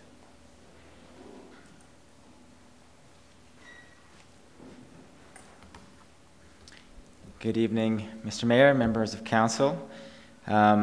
Tonight, I'd like to give you an update on the Civic Center Server Room Project, capital project number 1614. Before we dive into the tender results, I'd like to remind council on the rationale for this project and how we got to this point today. Ultimately, this project is designed to mitigate risks of the current server room. Its location on the main floor of the Civic Center is vulnerable to water damage, both internally and externally. Adjacent rooms house main water lines to the building, distribution lines for the sprinkler system. And as we noticed on January 31st of 2014, we had a failure of one of those 8-inch lines. We were very, very fortunate at that time. They did not create damage to the server room. The server is obviously an integral part of the organization. It is critical to the communications, our data, and those kinds of things for the organization. And the need to protect that is paramount. As you know, the Civic Center is the Emergency Coordination Center, the ECC, during a community event that could happen in the community. And for example, if the Bow River ever should breach its dike, the downtown core, including the Civic Center, is at risk. So what we bring today with this project is really to mitigate those risks. We want to move that server room to the second floor, where it would be away from those internal water line risks and main floor flooding. Last year, we did put this out to tender. We received 2 bids, both of which were over budget. At that time, we decided to cancel a project. We also had resource constraints in terms of needing to focus on the rec center project at that time, which needed the attention. This time around, we rebid and changed some things. We wanted to entice bidders to bid, to get competitive bids. We made the implementation plan flexible. We were more lenient on after-hours work, that sort of thing, and we had a generous bidding time frame as well. All that to say, we only received the 1 bid. It was from Westcor. And now, this bidder was one of the 2 original bidders, which is good news for us. They are interested in the project, capable, willing and able to complete the work. However, it did come in over budget. Through that process, we also discovered a few additional scope items that are required. And so we are seeking today an extra $100,000 to complete the work. We feel this project is still of great merit to the organization, and we feel that the market has spoken twice now on the value of implementing this project. We seek that extra $100,000 from the general capital reserves. And with that, I'll conclude the presentation and open the floor to questions. Pretty straightforward report. So this was first brought forward in 2015. So it's certainly part of a trend we've been seeing with projects like this here, that the bids are much higher than we were anticipating 2 or 3 years ago. Clearly it's a trend that we have to factor into future costing of future projects. As you know, it's a project that we have to move forward with. I think it is anyways, so I don't have any questions. I think the report's pretty straightforward. Councillor Sanford. Thank you, Worship. Thank you, Mr. Hannes, for your presentation. I think we started talking about this right after the 2013 flood, didn't we? Because the server's on the main floor and it's vulnerable. So if this building is used as the emergency center during a crisis, is this the best location for that building, for that connection, or do you need the server to The server is a vital piece of equipment, infrastructure for the organization, and so in an event of an emergency, we rely on the entire network, which includes the server. So depending on the type of emergency response that the community is faced with, it likely is the best location. If it happens to be a breach of the Bow River dike upstream, we have secondary locations that we would need to we have identified, and we would move there instead. But so the server room is still linked to those other buildings and would need to be intact. So if you had a overland flood situation in this location, because we've got all kinds of water courses around here too, right? Can you run this building from the second floor as an emergency center? It's dependent upon power source as well. So we do have a generator that runs the building in the event, but it is on ground level as well. So that is a concern for the system. There's yeah, that would be a concern. So just moving the server upstairs doesn't make it more robust for that emergency center part? Correct. We'd have to. What we could do would, yeah, it'd be a challenge as well. Still, there's a backup, I believe, in the server room, and the IT supervisor is located here. Maybe able to speak to some of the technical questions here. Good evening, Council and Mr. Mayor. Take that on for you. Yes, this server room, to answer your question, if this building should become unusable, we do have a design plan to modify some of the server room to detach one of the racks from that and move it to another location within town in order to hook it up to another SuperNet node in town, and we can run our servers from that SuperNet node and reestablish an ECC in another facility where we can get the connectivity from the SuperNet node. But if you move it to the second floor, then it just becomes a little more difficult. The opportunity with the second floor is we get away from the flooding sources that are within this building. The Bow River flood is another Bow River flooding coming over the dikes, making the building unusable. I'll defer to Mr. Hannes, but I believe that we wouldn't be able to occupy the building in any case, and we'd have to relocate the ECC to another building anyway. But in that situation, regardless of where the emergency control management center is, as long as there's access to the server, that's the important thing. We're okay. So if the server is more protected by being on the second floor, yeah, it wouldn't matter where the MC is. Right. Is that right? Right. We'd need somebody to operate the equipment, make sure we keep uptime, keep it running. We do have other backup plans as well, where we can actually spin some of our servers up at another location in Alberta, off of the Bow River watershed completely. So there are alternatives to that to get that running. I think we'd have to come back and present you our complete disaster recovery plan, which we're drafting right now, to present to you what that layout is. But there are a number of different steps depending on the severity of a disaster. What is a disaster? Is it a power supply in a machine going out? Is it a room being lost to fire? Is it the building being lost? Is it operational loss of everything in Canmore? There's a number of different layers to a disaster and how severe they are. And the disaster recovery plan would speak to all of those things and give us the opportunities to maintain operation of vital infrastructure during those times. Okay, thank you. Any other questions then at this time? Seeing none, thank you both very much. Then I will move the council approve an increase to the budget for capital project number 1614, Civic Center server room relocation from $200,000 to $300,000, funded from the general capital reserve, and direct administration to award the construction contract to the successful bidder. I'll support the motion. I've spoken to it earlier in the discussion. This is a critical piece of infrastructure in the case of any future emergencies.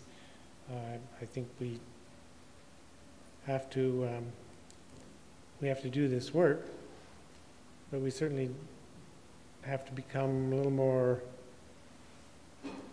aggressive, I suppose, in our funding planning for other capital projects in the future, given that this is now the trend. Yeah. So I'll support the motion. Anybody else speaking to the motion? See none, I'll call the question. Those in favor? Opposed? Motion's carried unanimously. Councillor McCallum, did you want to speak to the last item, your notice of motion, or, I mean, it's just a notice of motion coming October 2nd? It's pretty boring. Notice of motion. I'll bring it October 2nd. I'll have my report in, and I think it's pretty self-explanatory too. Great. Thank you. You bet. So at this time, I'll move the council be adjourned. Those in favor? Opposed? Motion's carried unanimously.